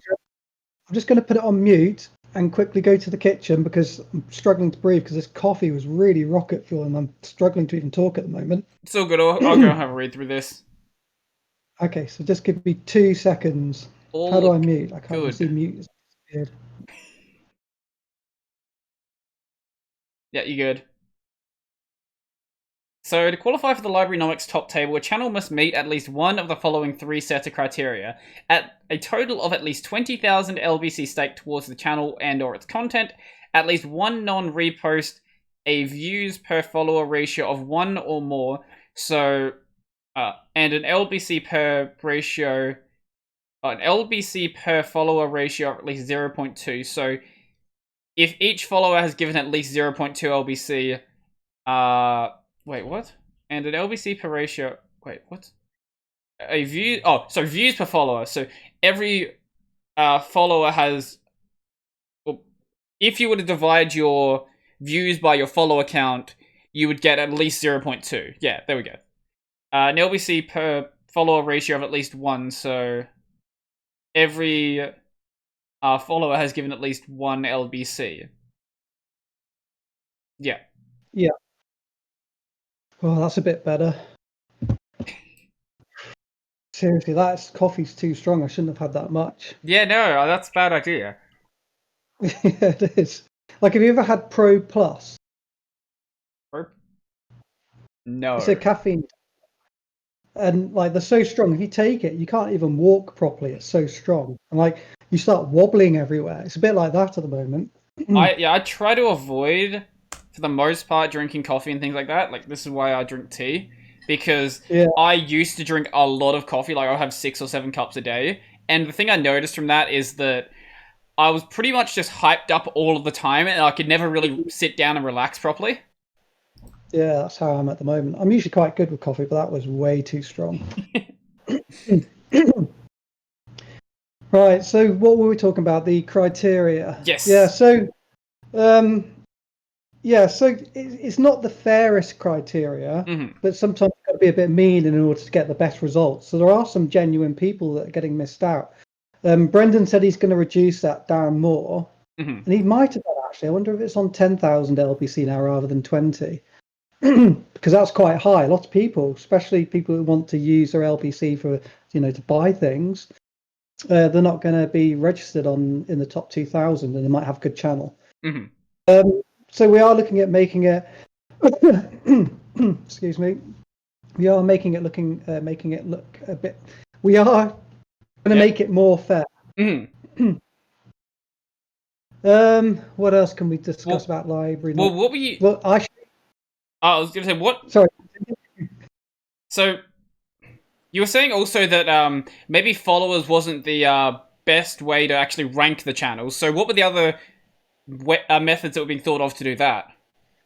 Well, we discussed making a quality score, so we'd look at. Oh, so it was the quality score. Yes. Okay. Yeah. Right. Okay. I thought there was something else to that. Yeah. Blah blah blah. I mean, you could also rank it by views as well, rather than followers, because that's a fair metric. So if you've got loads of views, that might be a better metrics than how many followers you've got, because you might be able to get followers, but no one wants to watch your content. Well, another thing you have access to now is the like and dislike ratio, which I'm not sure how that's going to be used on the library platform itself, but now you have that information as well. You can actually make use of that as part of your quality score as well. Yeah, I was going to put a new metric on that one and put another column in for the ratio of likes to dislikes. But we've got so many columns now, it's hard to fit on mobile devices, and so many people on mobile. Well, I'm running this right now on half of my screen, and I can't see the final column. Yeah, it's really difficult. Some of the things I'm thinking about doing are concatenating the URLs. Is that the word? Concatenating? Concatenating? Yeah, so after, say, 10 characters, it's ... Uh-huh. But only on certain screen sizes, because at the moment, it's still trying to squeeze it all in, and it doesn't always work. In fact, let me put that down as a to-do, because I think that will be really helpful on the smaller screens. Well, one thing I'm noticing that it was cool early on, but I've noticed that there is starting to be a few too many tags for channels. So you've got like obviously the new channels, not safe for work, but then I've noticed that like you have the Dollar Vigilante team on there as well, and VIP and friends and family, and it seems like we're sort of getting to the point where there's a bit too many of them. Yeah, I mean, I didn't want to put too. This is to make it more interesting, to make people want to look at it, because it's got a tag there and makes it data more interesting. But at the same time, we didn't want too many tags. Now, the reason I put the Dollar Vigilante team on there is he's been pivotal. Can't even say that word. Pivotal. Pivotal. Pivotal on promoting LBRY. He's the owner, the founder of the biggest crypto or blockchain conference in the world, Anarchapulco. He's got a really popular YouTube channel. He knows VIPs, he knows Ron Paul, he knows famous people, Belinda Carlisle. So he's got a really good reach. So I thought, he's done a lot for LBRY. We should do a lot for him as well, giving him highlights. And with the alt news part as well, I didn't want to put different categories on there, like news or crypto, because it will get too busy. But I thought the main purpose really for LBRY is for an alternative opinion that isn't accepted in, say, YouTube, and that's the alternative news people. They're the ones getting kicked off. So I thought it's good to highlight those as well, because that's the use case for LBRY. So that's why I've done those two. So I can't imagine we're going to add any more than those tags, because it will get too big. So it's kind of like the balance I thought was best. And I'll obviously have the LBRY Inc. tag as well, just so you can show like the official LBRY channels. Yeah. Now, people have complained about LBRY being at the top. They say it's a bad look. Scammers Revolt says that. It's a bit like YouTube being at the top of their list, but it's like, should we filter that out? Because obviously they're going to be the top. It's automated. Should we filter out library? Well, I'm working on a system now where if you click a tag, it will get rid of all other channels other than that have that tag. Okay. And I might also build into it that by default it doesn't show library, and that you've got to click the library key tag in the key at the bottom in order to show them. So I'm thinking about something like that because, yeah, it's not organic follows on library, so they shouldn't really be there because they're automated. Well, yeah, they have 314,000 subscribers right now. It's just like, do you though? Yeah, but if you look at who is it? There's someone that's just popped out of nowhere and just completely destroyed.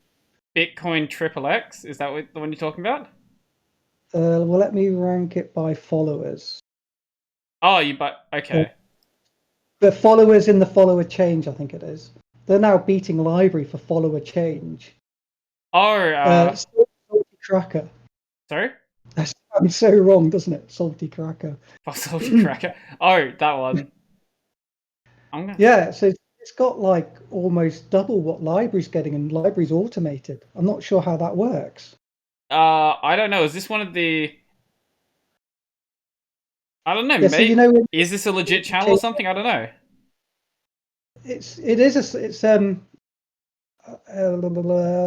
Trying to think back to what was said about it. I've not researched it too much, but I think they had a promo with library or something. But I'm trying to work out how they got so many subs, because for every sub they get or follower, library should get a follower as well. So how come they've got a higher follow rate than library?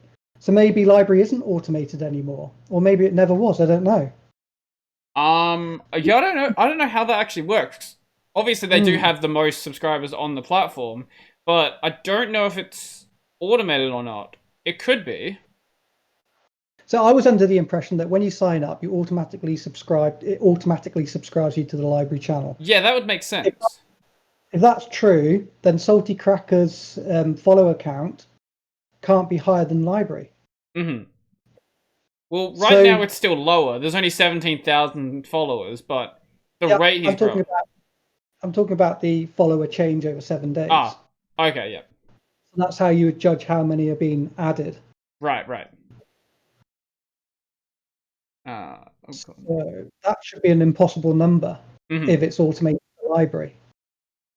If you get my point. Yeah, no, I get exactly what you're saying, yeah. Unless people on the platform are somehow finding this channel. Yeah. Sorry, just to skip back. When you're sorting this, by the way, you're going to have some funny results coming through, because we've actually got the top 2,000 on this now, but it's hidden. But when you sort, they come into action. Okay. Oh, yeah, I see that. You're the first. I was working on this before this podcast, which is why I was late getting to it, because I was all in a mess in my head. I was like, oh, the sorting's not working, because I wanted it to only sort the top 500. But in order to do that, I've got to write a lengthy script that loads the JSON data in dynamically. At the moment, it's loading it all in, and then I'm hiding the rest of it with some CSS. So when you're sorting, it's still looking at the rest of the JSON, which is there. It's hidden with the CSS, so that's why there's a sorting problem. So I've got to go back and I've got to reprogram it in the JavaScript to say only load in the first 500. Then I'll do a load more button. Then it will load in the rest of it. I will put a load more button on before I do that, so that it loads in the what's hidden by the CSS. But in order to do it properly, so it sorts correctly, I'll need to do a more complex JavaScript function to run that one. There's a lot of things I need to do to improve it, but I think that's going to be priority.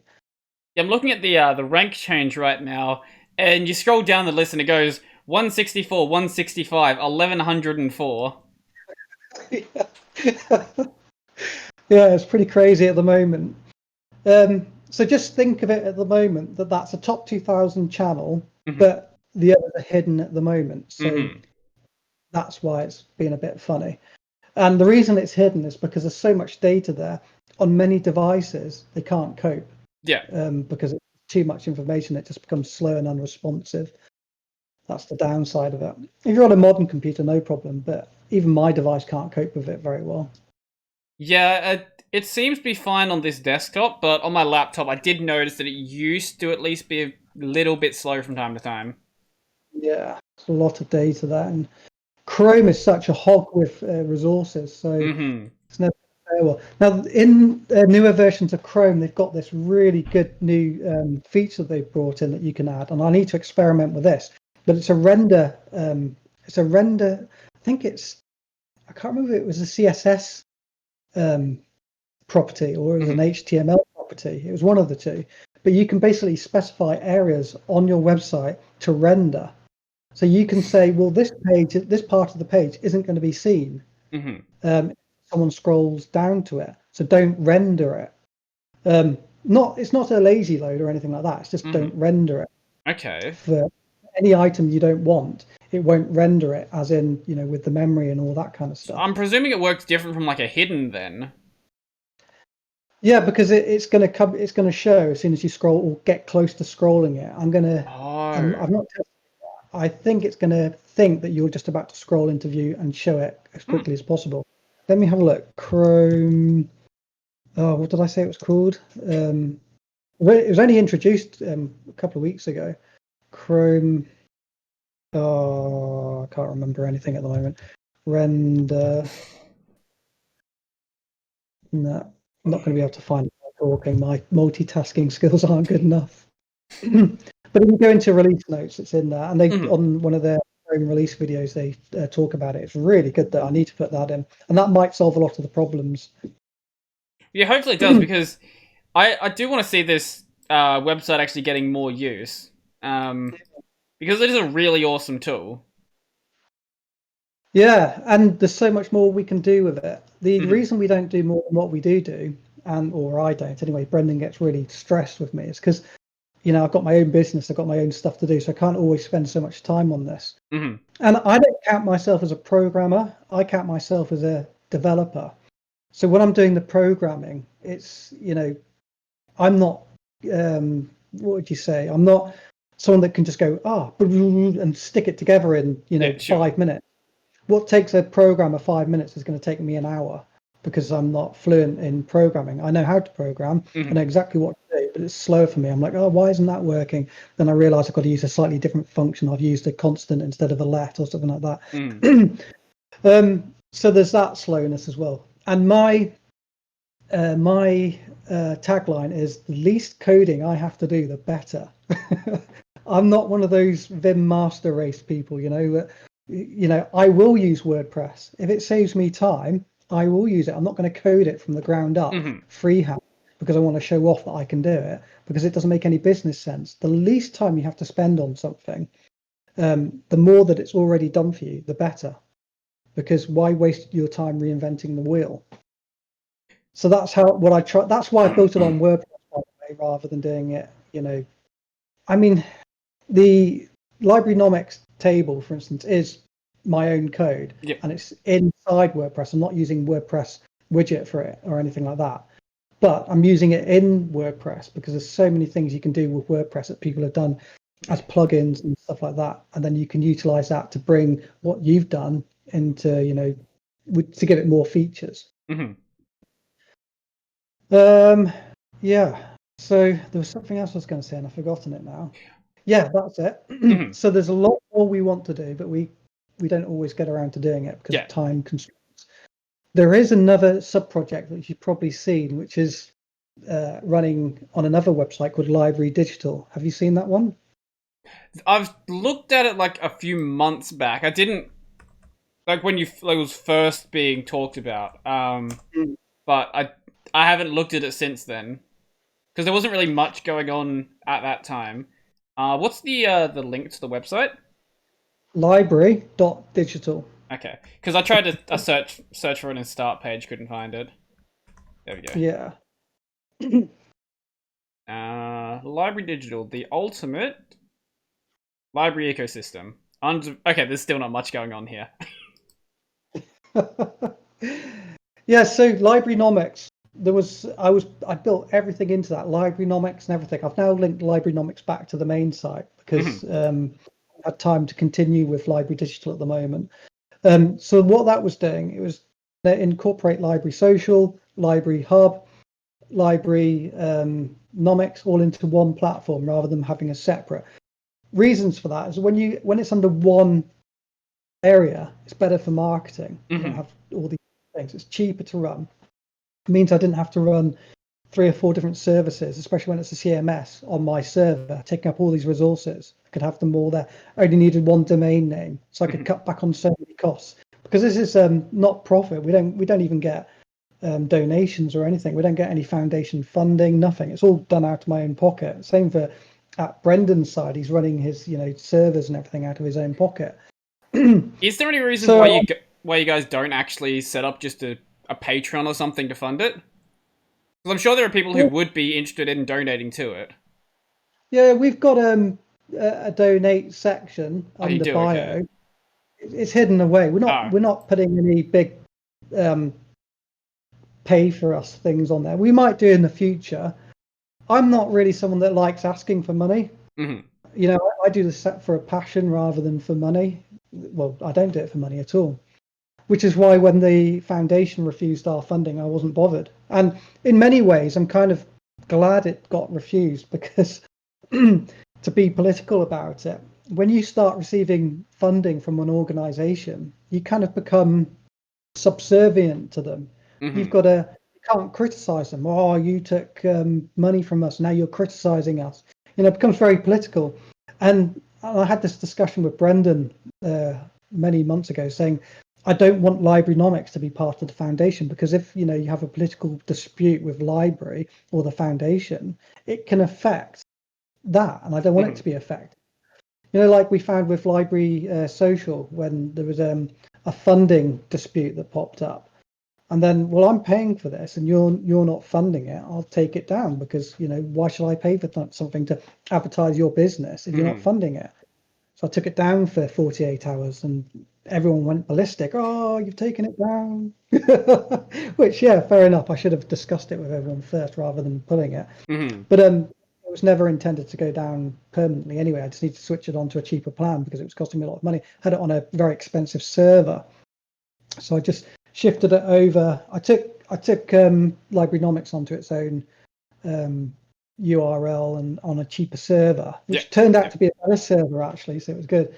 And that went back up just after a day. I think it was less than 48 hours anyway. And then not long after that, LBRY Social went back up, which is kind of not a thing at the moment. Everyone went their own way. Too much politics within LBRY. Oh, there's definitely too much politics inside of LBRY. There's way too much baggage with a lot of the people who've been around for a long time. Yeah, I mean, we're both very critical about LBRY, but this is the problem. We are critical about LBRY because we care about LBRY. And that's the point. You'll find all the people that do the most stuff for LBRY are also the most critical of LBRY. And you'll find the people that are the most subservient and the most, they suck up to the LBRY people the most are the people that do the least. And I think that's important for LBRY to understand, is that people aren't moaning about LBRY because they're horrible people and they want to be a nuisance. They're moaning about LBRY because they care about it. Well, yeah, and the reason why that's the reason why back when there was a lot of problems with the monetization system, that one, back when that was going down like once a month or multiple times a month, I would be on Tom's case about it the second it happens, because that is not a good look for your company. If you want like businesses to like operate on LBRY, you have to make sure the funding is working. Yeah. Or you've got things like 100%. When the thumbnail systems were broken for like 2 months or whatever it was. Yeah, 100%. And I think it's critical that people do moan. And I ask people to moan about LBRYnomics. And anything I do, I beg them to moan because it's their moaning that makes me make it better. Yeah. Like with the LBRY social site when it first started, it was this green color. It was LBRY green. And it looked a bit weird. And Michael Hebo, MH, was like, it looks like a Fisher-Price site, change it. And I was like, it took him to tell me that for me to realize it. And then I realized it. Then I went and experimented with different colors, and people liked the blue color. And now that blue became the color, and everyone really liked it, and it made it so much better. Mm-hmm. But without people moaning at me, I wouldn't have made that change. So the fundamental part of making your product better is getting that criticism. Mm-hmm. So, but expecting people to be nice with criticism is unrealistic. When people criticize, they usually do it in a fairly mean way because that's natural. When you're criticizing something, you say, "Oh, this looks rubbish." You don't usually sit down and work out the best way to say it. You just want to say it, what comes naturally to a criticism. So what I think libraries should do is when they see people moaning, understand from that person's point of view, they're not trying to be horrible. They're not a nasty person. They're concerned. And it's just a very quick way to express your concern. Mm-hmm. If that makes any sense. Speaking of other things about LBRY that I'm critical of, the new LBC logo. Oh, what were they thinking? Like, I really like the design of Odysee. Odysee looks absolutely amazing. That LBC logo, though, let's see if we can find it. It's a fun logo. It's something like, it looks quite artistic, but it has no representation to library credits at all. Mm-hmm. It's no, got I'm just finding the old library credits logo. It's got a Z or an S in it, mm-hmm. Lightning strike right down the middle. It's going to be on the... They really need to update their brand package. Because it's a pain to find the brand content for this platform as well. Yeah, I'm not going to strike that design off fully. It's a nice look. It's just not appropriate for the library coin. That's the way I look at it. Yeah, absolutely. There we go. It would be great to have something else. I just don't think it should be for the library credits. It doesn't make any sense. There we go. So something that was pointed out to me when I had Alloys on the show is that it's not symmetrical either. Yeah, that's really important. You've got to make, when you're advertising your product, it's always going to be in social media. And social media, the area you have to display your logo is often circular. So you've always got to make sure that your logo fits in a circular boundary. I can't remember what this logo looks like in its dimensions. Let me just load up Odysee now. Odysee. Does it fit in? There's nothing about this that even really says library. Like these two things on the sides, they're like bees. Like the orange thing and the blue thing, they're bees or something. I don't.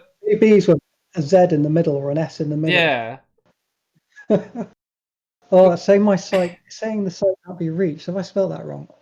I know there were some designs that I think, was it you that posted them on the LBRYnomics Discord, or was it Brendan? One of you guys posted some designs that you guys had in the past. And those at least had some of the library character there. Yeah, that was my design. Okay, yeah. Basically, what I did is I was thinking about what is library or library credits. It's based on the blockchain. So I started off with a block, then I cut a 3-dimensional block, and then I cut the block into segments which made 3 L's. So it made like nice triangle of 3 L's in a block shape. So the L's were library, library credits, and liberty. And now we can extend that, and we can have library credits, library TV, library app, liberty. All the L's were there. So it had multiple reasons. It was blockchain, and it was what the L's stand for. So it had meaning behind it. It's important to have meaning behind your logo, and it's a good talking point as well. Good for marketing. Yeah. And I put it on a circular background, 2D background, which was to represent a coin. And that was only my initial design. I could have improved on it more. I think it could have been a bit thicker, and I think the background could have been a better color and this kind of stuff. But that was just the original design. But yeah, I like that design. I preferred it than excuse me. I preferred it than the I liked the B design that they did, the LBC. I did like, but it wasn't appropriate. You know the one that won the competition? No, I don't It was the green B. I can see if I can get my browser. I think I'm recalling something.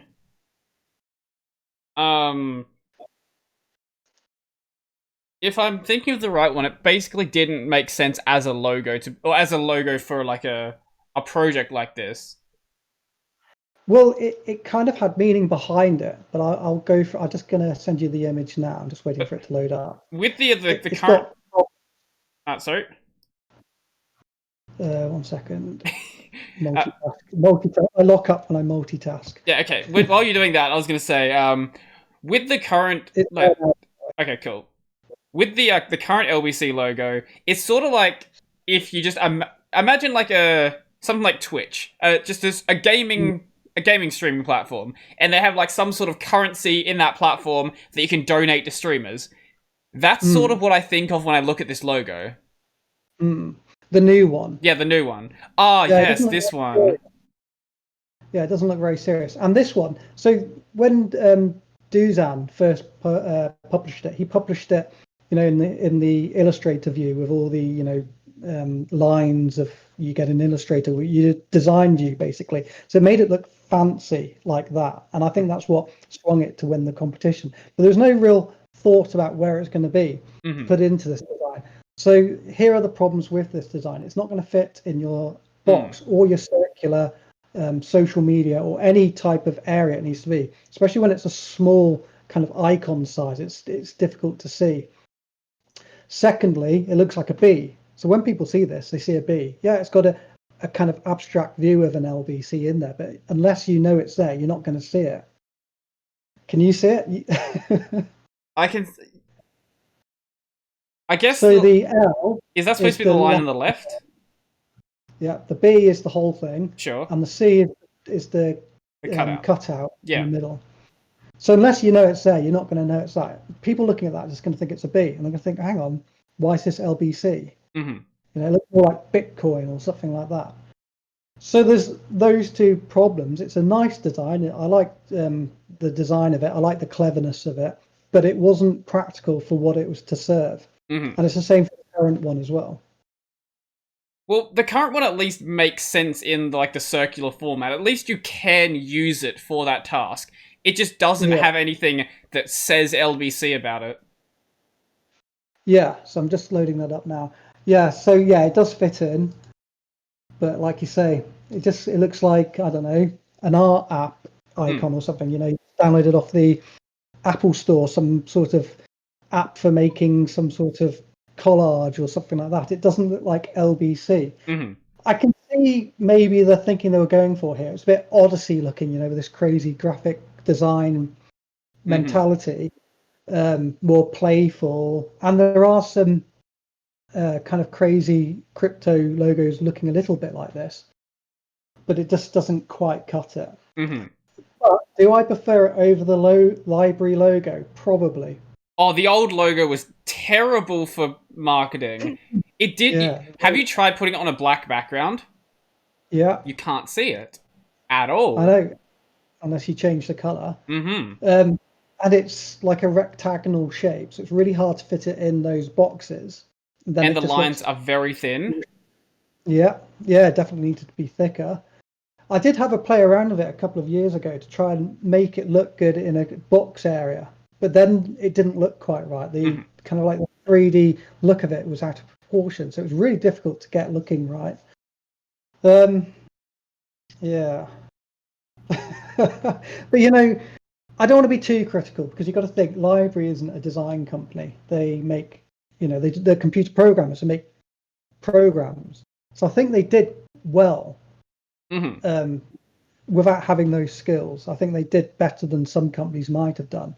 And it's good to see now that they've got the graphic designers in. That's very evident from what they've done with Odysee recently. And it's a criticism I had from day one. I said, developers shouldn't be trying to design. Let developers develop. Get designers into design. I've been saying it since day one. But I think Julian was the one that pushed that idea. Get the designers into the designing, not the developers. Yeah. And I think LBRY can be quite stubborn with the way they think. No, we'll do it. But it's good to see finally it's getting more like it should be in terms of graphic appearance. Well, before we end off, because I actually have to go in like 20 minutes, what are your thoughts on LBRY, on Odysee at this point? Because I'm actually really liking the platform, although the website, I guess. I like it because I'm more of a graphics person. You know, that's my area is graphics, but not just graphics, but graphic psychology is the area that I specialize in because I've studied psychology and graphics, and this really works from that point of view. It's not perfect, but it's really working. Striking those points that you need to strike in order to get people interested. From a more technical point of view, it's a bit annoying at the moment, but it's a work in process because I can't do certain things that I wanted to do. Now, the reasoning they said is that they want to make it simple for people to use it without being overwhelmed. But there are things missing off it, which I think they should have had with it, like being able to see who's done the reposts. When someone shares your stuff, it's nice to be able to see who's shared it. That's gone. So I don't know whether that's just a technical limitation at the moment, and that's why it's gone, or whether that's going to be a permanent thing. Also, the homepage it's random stuff that pretty much I have no interest in. Yeah, you have to scroll down before you even get to see your following. So they're probably thinking, well, this is what our general user wants to see. But I'm not sure if that's true. I'm not sure. It's curated, they're trying to, make it be appealing. I understand that. But I think there should be some sort of customization too, based on my shock mount's basically broken, so if I touch it, it falls apart. There we go. Right. Yes, but overall, it's a big improvement. I wouldn't even say it's a big change. It's just those important places have changed, and LBRY TV is following the suit. Well, one of the things they could do with the advanced features is just have a setting in your settings menu that says activate advanced or activate power user mode or something like that, and then you can bring back those show the repost and the LBC count under a video and things like that. 100%, and that's what a lot of us have been saying. Have an advanced mode, bring in all those features. That would be absolutely fantastic. I hope they do that. That would be absolutely brilliant. One other thing I really hope they do. Yes. No, you continue. One other thing I hope they do is that either all of these features come to the LBRY app, or we get an Odysee desktop app, because I'm getting really annoyed with having to come to the Odysee website just to check my notifications. Yeah, that same here. Now, I'm actually writing a browser plugin at the moment that solves this issue. Let me see if I can send you a screenshot of it. Let me send a screenshot. 1 second. Well, it kind of doesn't quite solve that problem at the moment, but it's breaking down. Let's wait for my computer to respond. There we go.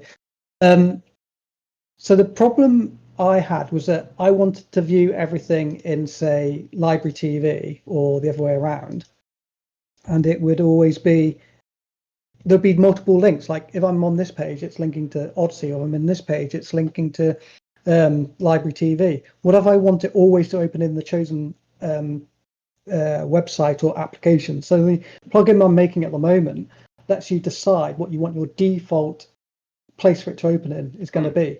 So if you select LBRY app, every link you click, it's going to search your web page, and if it finds a LBRY TV or Odysee link, it's going to open it up in the app.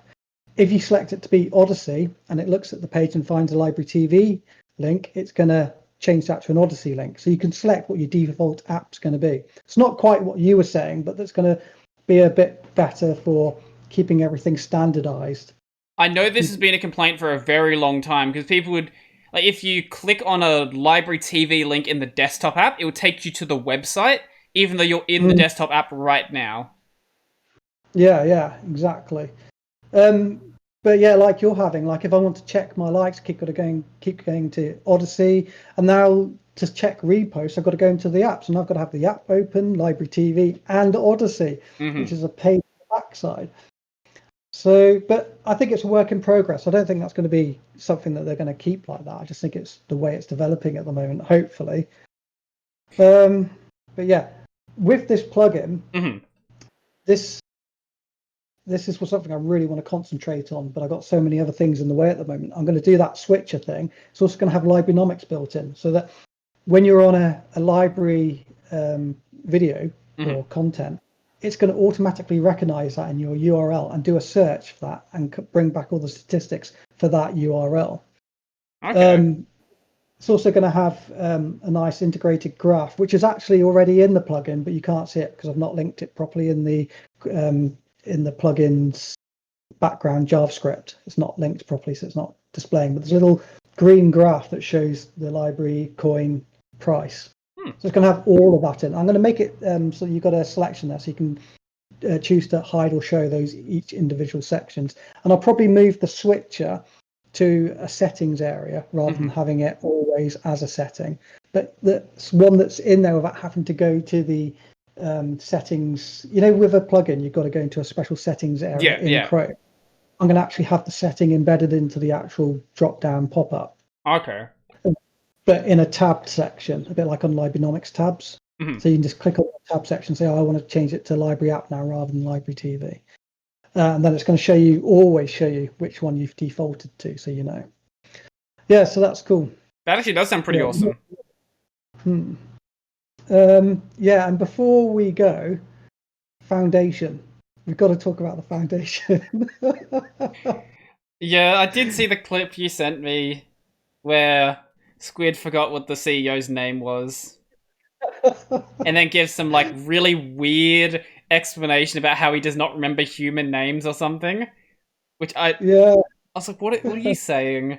Just be like, oh, sorry, I forgot your name. Like that. I forget people's names all the time. Like that's all good. But what was that explanation? I know, yeah, it's crazy. Well, we just call Jeremy Jeffrey from now on. That'll solve the problem. if most people probably haven't seen the clip. Basically, because no one watches the Library Foundation podcast, I double their views. Anyway, he called the CEO of Library, Jeremy Kaufman, he called him Jeffrey. In a live podcast with Jeffrey. While his name was on the screen because they were in a live podcast, or they were in a call together. I don't know. You've got to see the comedy side of it. I'm not going to... Oh, it's definitely funny. Yeah, it's really funny. There's been a lot of things like that in the Library Foundation podcast. It's quite crazy. I actually think that podcast is so pointless. It's just full of, most of the time, it's just full of nonsense. It really is. Well, I actually haven't watched a single episode of it. Like, what do they even do in it? They just joke around, basically. It's a bit like this. But, and that's great, if you mess around, that's really good. But people go to that podcast because they want to know about Library and the Foundation, but usually it's just, messing about and silly. 70 people. Yeah. Yeah. So 78. Oh, I think it was 82 when I clicked on it, actually. Yeah, and they're boosting the numbers with library supports, but you can see from the interactions and the comments, it's not got a great view on it. If you really structure your podcast and you've got something to say, then it can be a good thing. But you've got to do it from an organizational point of view. You can't just go and there's like a bunch of kids laughing and joking. That's not what it's about. You're going to put people off it and potentially harm the brand. They've got to make the podcast more sensible, less joking around and messing about, have structure to it, have topics to talk about which are library related, and get good guests on instead of just listening to Dringo, because I think that's what it is. I think it's the Dringo show. Oh, well, there's also that, how he Dringo, isn't he what's his position? What does he get paid to do besides sit in Discord? $35 an hour. What's his official title? He's the director of the board, director of the library board or Library Foundation board. And doesn't mention it in his Twitter account at all. Well, his Twitter account is very interesting, and it's a point I've made about Dringo for quite a while now. He doesn't seem interested in library at all. In the Foundation server, Discord server, he's hardly in there. When he is in there, he's just basically promoting his podcast. He's not really doing anything. Then when people point this out, he's saying, oh, there's lots of things going on behind the scenes. And it's taking him like a year to write something for the Foundation website, some rules and stuff. It's taken a good year to do that. everything he's done, you could do in a day, Mm-hmm. but he's getting paid $35 an hour. It's crazy. Now, I don't mind people getting paid, even getting paid over the top. I don't mind that, but it's not really a good thing because it's going to make other people annoyed. You know, it's going to make people envious. It's going to make people feel not appreciated. So there's a psychological effect of doing that. There's some people that do so much work for the for LBRY, not necessarily the foundation, and they get nothing at all. They don't even get recognised. And you get Dringo, who's pretty much nothing to do with LBRY. He can't code.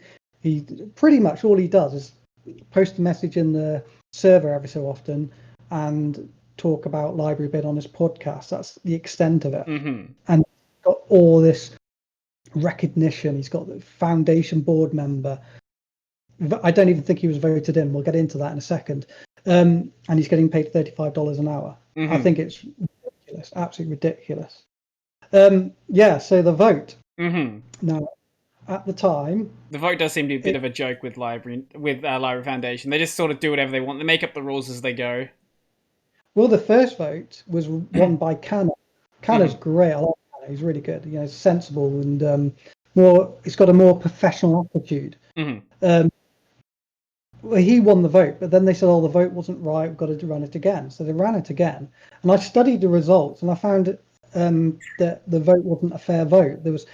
It's going back a year now, so I can't remember exactly, but I presented the evidence to LBRY that showed that Dringo didn't actually win, or that if it was the vote was technically incorrect, and that therefore you couldn't decide a winner. Mm-hmm.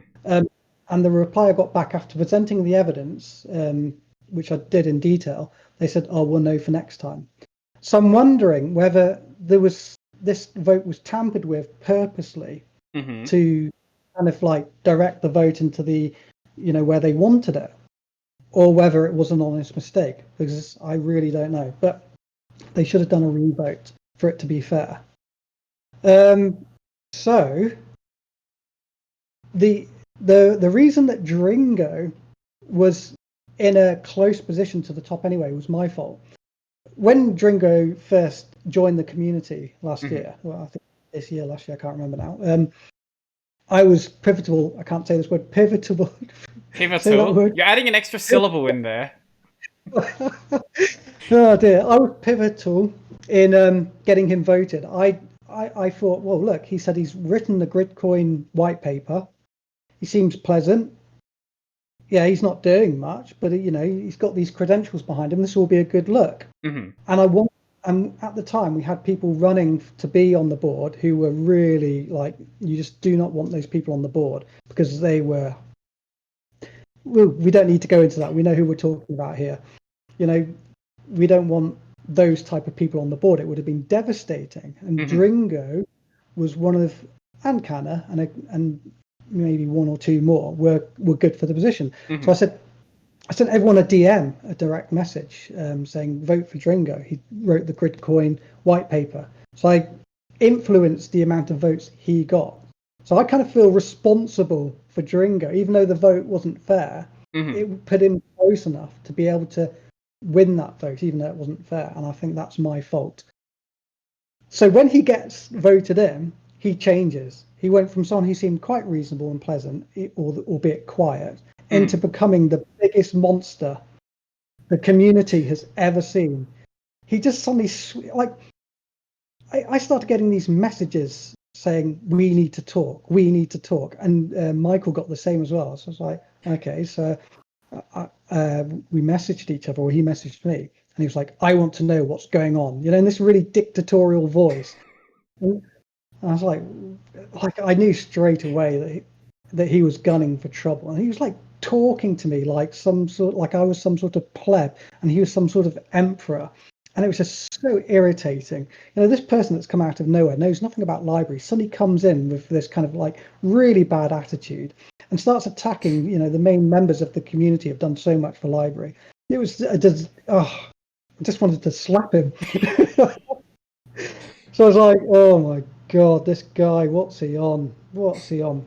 Anyway, so I politely gave him some of his own medicine in the message back to him, said basically F off. I did it in a polite way. He's obviously got small man syndrome, you obviously, he's probably listening to this, but if you be like that, you've got to expect the criticism. I was very disappointed because I was hoping he was going to be someone good for the community, but he's basically driven the community into the ground. Desi Professor, who's an actual professor, came to the community and was really nice. Mm-hmm. And he was greeted with a Dringo message saying, if you don't behave yourself, you'll be met with consequences. You know, things like this. Got rid of Michael's roles, basically put him off being part of the community. So then Michael ended up leaving. Travis, who's absolutely great. I love Travis, he's brilliant. Yeah, the emoji scandal, that was dumb. You know, yeah, it was silly, but it's funny silly. You know, it's not something you get uptight about. You laugh about it, go, oh, that's funny. You don't kick someone, you don't ban someone for leaving emojis. Especially it was a 24-hour suspension. Well, that's what it developed into when everyone kicked off. It started off as a ban, and it turned into that. They kept changing it to try and, you know. Oh my god, yeah, Travis. I don't know if you've listened to him in podcast before. He's such. I've chatted to him before. Yeah, he's very intelligent. He's a very good people's person. He's good at, you know, he would make a really good leader. He's bubbly. He's talkative. He's the type of person that I could see as being a board member in the foundation. Makes great videos. People are drawn to him. Everyone really likes him. This is not the type of person you want to ban out of your community over something so petty. This was Dringo trying to exercise power. Dringo tends to be targeting people he feels threatened by. I won't go into the specifics, but I think it's pretty obvious. And he's just been disastrous for the foundation. The fact the foundation, the community, already had problems. Dringo came in, and I call him the useful idiot, because I don't think it's all his making. I think there is a hidden hand directing him. And I know this because he was paraphrasing a certain person in his rude messages that he sent me. So I know exactly who the hidden hand is. And he was basically sent in on a mission. I will go into more detail privately about that one. Well, we've got about 3 minutes till I have to go make some dinner and get ready for work. So I think we will wrap it up there. Where can people actually? What do you want to promote? What do I want to promote? LBRYnomics. Now, we've not done much marketing for LBRYnomics. So at the moment, we're doing quite well on the website. We can get up to 4,000 a month visitors, which isn't bad at all. But it's not the next level we want to get it to, because I'm more of a designer, marketer, graphics type person, but I'm too busy doing the coding. What I'd like to promote is to get more people to help me with the coding so I can do more of the marketing graphics. We've got Ajos, I don't know how you say his name. Alois. We had a bit of, I love the work that he does with, choking again, I love the work he does with LBRYlytics. So he was part of the LBRYnomics team for a short while, had a slight dispute, nothing personal or anything like that. We just, he was teaming up with people that could affect our brand, and no offense to him, he didn't know. So we just kind of like ended the relationship temporarily, but we'll probably get that back online. But it wasn't a relationship that was postponed for any other reason than damage control, just in case. And I said to him that it was nothing permanent. It was just, we just wanted to analyze the situation first, and I explained the reasons why. And he's come back recently, and we might be sorting something out. It'd be good to get those two things linked in, because what he does and what we do, I think they bounce off each other. You know, they work well together. And he's got some really good ideas. He's good on the coding side. It'd be great for him to take over some of that coding stuff, so I can center on the marketing and graphics. So I'd like to promote that and more community involvement with it, you know, because people keep saying put it on GitHub. I really hate GitHub. And I think people wanting it on there want it so they can basically branch it off into their own projects rather than helping out with this project. I know I can put a license on there, but the people asking for GitHub haven't seemed honest to me. So it's kind of like a pet project at the moment, but we do want people helping out and taking it to the next level. So that's the thing I want to promote, more community involvement in it. Also, if anyone is interested in actually chatting to you about getting involved with it, go check out the LBRYnomics Discord. I'll leave a link to that one down below. Yep. Yeah, so we kind of got to wrap it up now. So is that all you got, or? Yeah, how long did we go for? I have no idea. 2 hours and 14 minutes. But before we go, I'll just mention my supporters. So, thank you guys for watching. I've actually enjoyed this episode. It's been a lot of fun. But before we go, I would like to thank my supporters. So a special thank you to Joachim, Corbinian, Andrew, Craig, Nathan, Monster, Chico Bento, Joseph, Peter D. Road, Tony, Brennan, Donald, John, Marek, Mikhail, Nate Dog, Nephite Tees, and Zilva. If you want to go support my work, the links down below to my Patreon, LibrePay, Subscribestar, that sort of stuff. This podcast is available on YouTube if you're watching the audio version, and the audio version, and I guess LBRY and Odysee as well, and the audio version available on other platforms. Yeah, I think you can listen to the audio version basically anywhere. And my main channel, Brody Robertson, go check it out if you want more structured content than this. Cool. And final note, a big thank you to Brendan for his half of LBRYnomics. What he does, people don't see the work he puts in. He puts so much in. It's absolutely amazing. Big shout out to LBRY. We love LBRY's work, and we think what they do is absolutely brilliant. The best team around, especially, Tom. I know there's other people behind the scenes doing technical work, but Tom's also in the community. He's absolutely brilliant. He's just had a baby girl, so congratulations on his baby girl. Apologies for any conspiracies. I hate conspiracy theories, and I wanted to put some evidence into ones that may be floating around, because I'm an evidence person. And apologies for too much coffee, which kind of broke me down halfway through. It's wearing off now, so now I'm getting more normal, but there we go. Maybe we'll do another one sometime. Maybe we'll. And maybe you'll show up on time this time. Oh my god. I'm dyslexic, by the way, and that's one of the worst things is timekeeping. Dyslexic people all over the place with timekeeping. Well, I think we'll end it there. I'll sign it off. How do you want to sign it off? That's it. So it's already signed off. Okay, we'll go with that. Thank you guys for watching. Thanks a lot. See you later.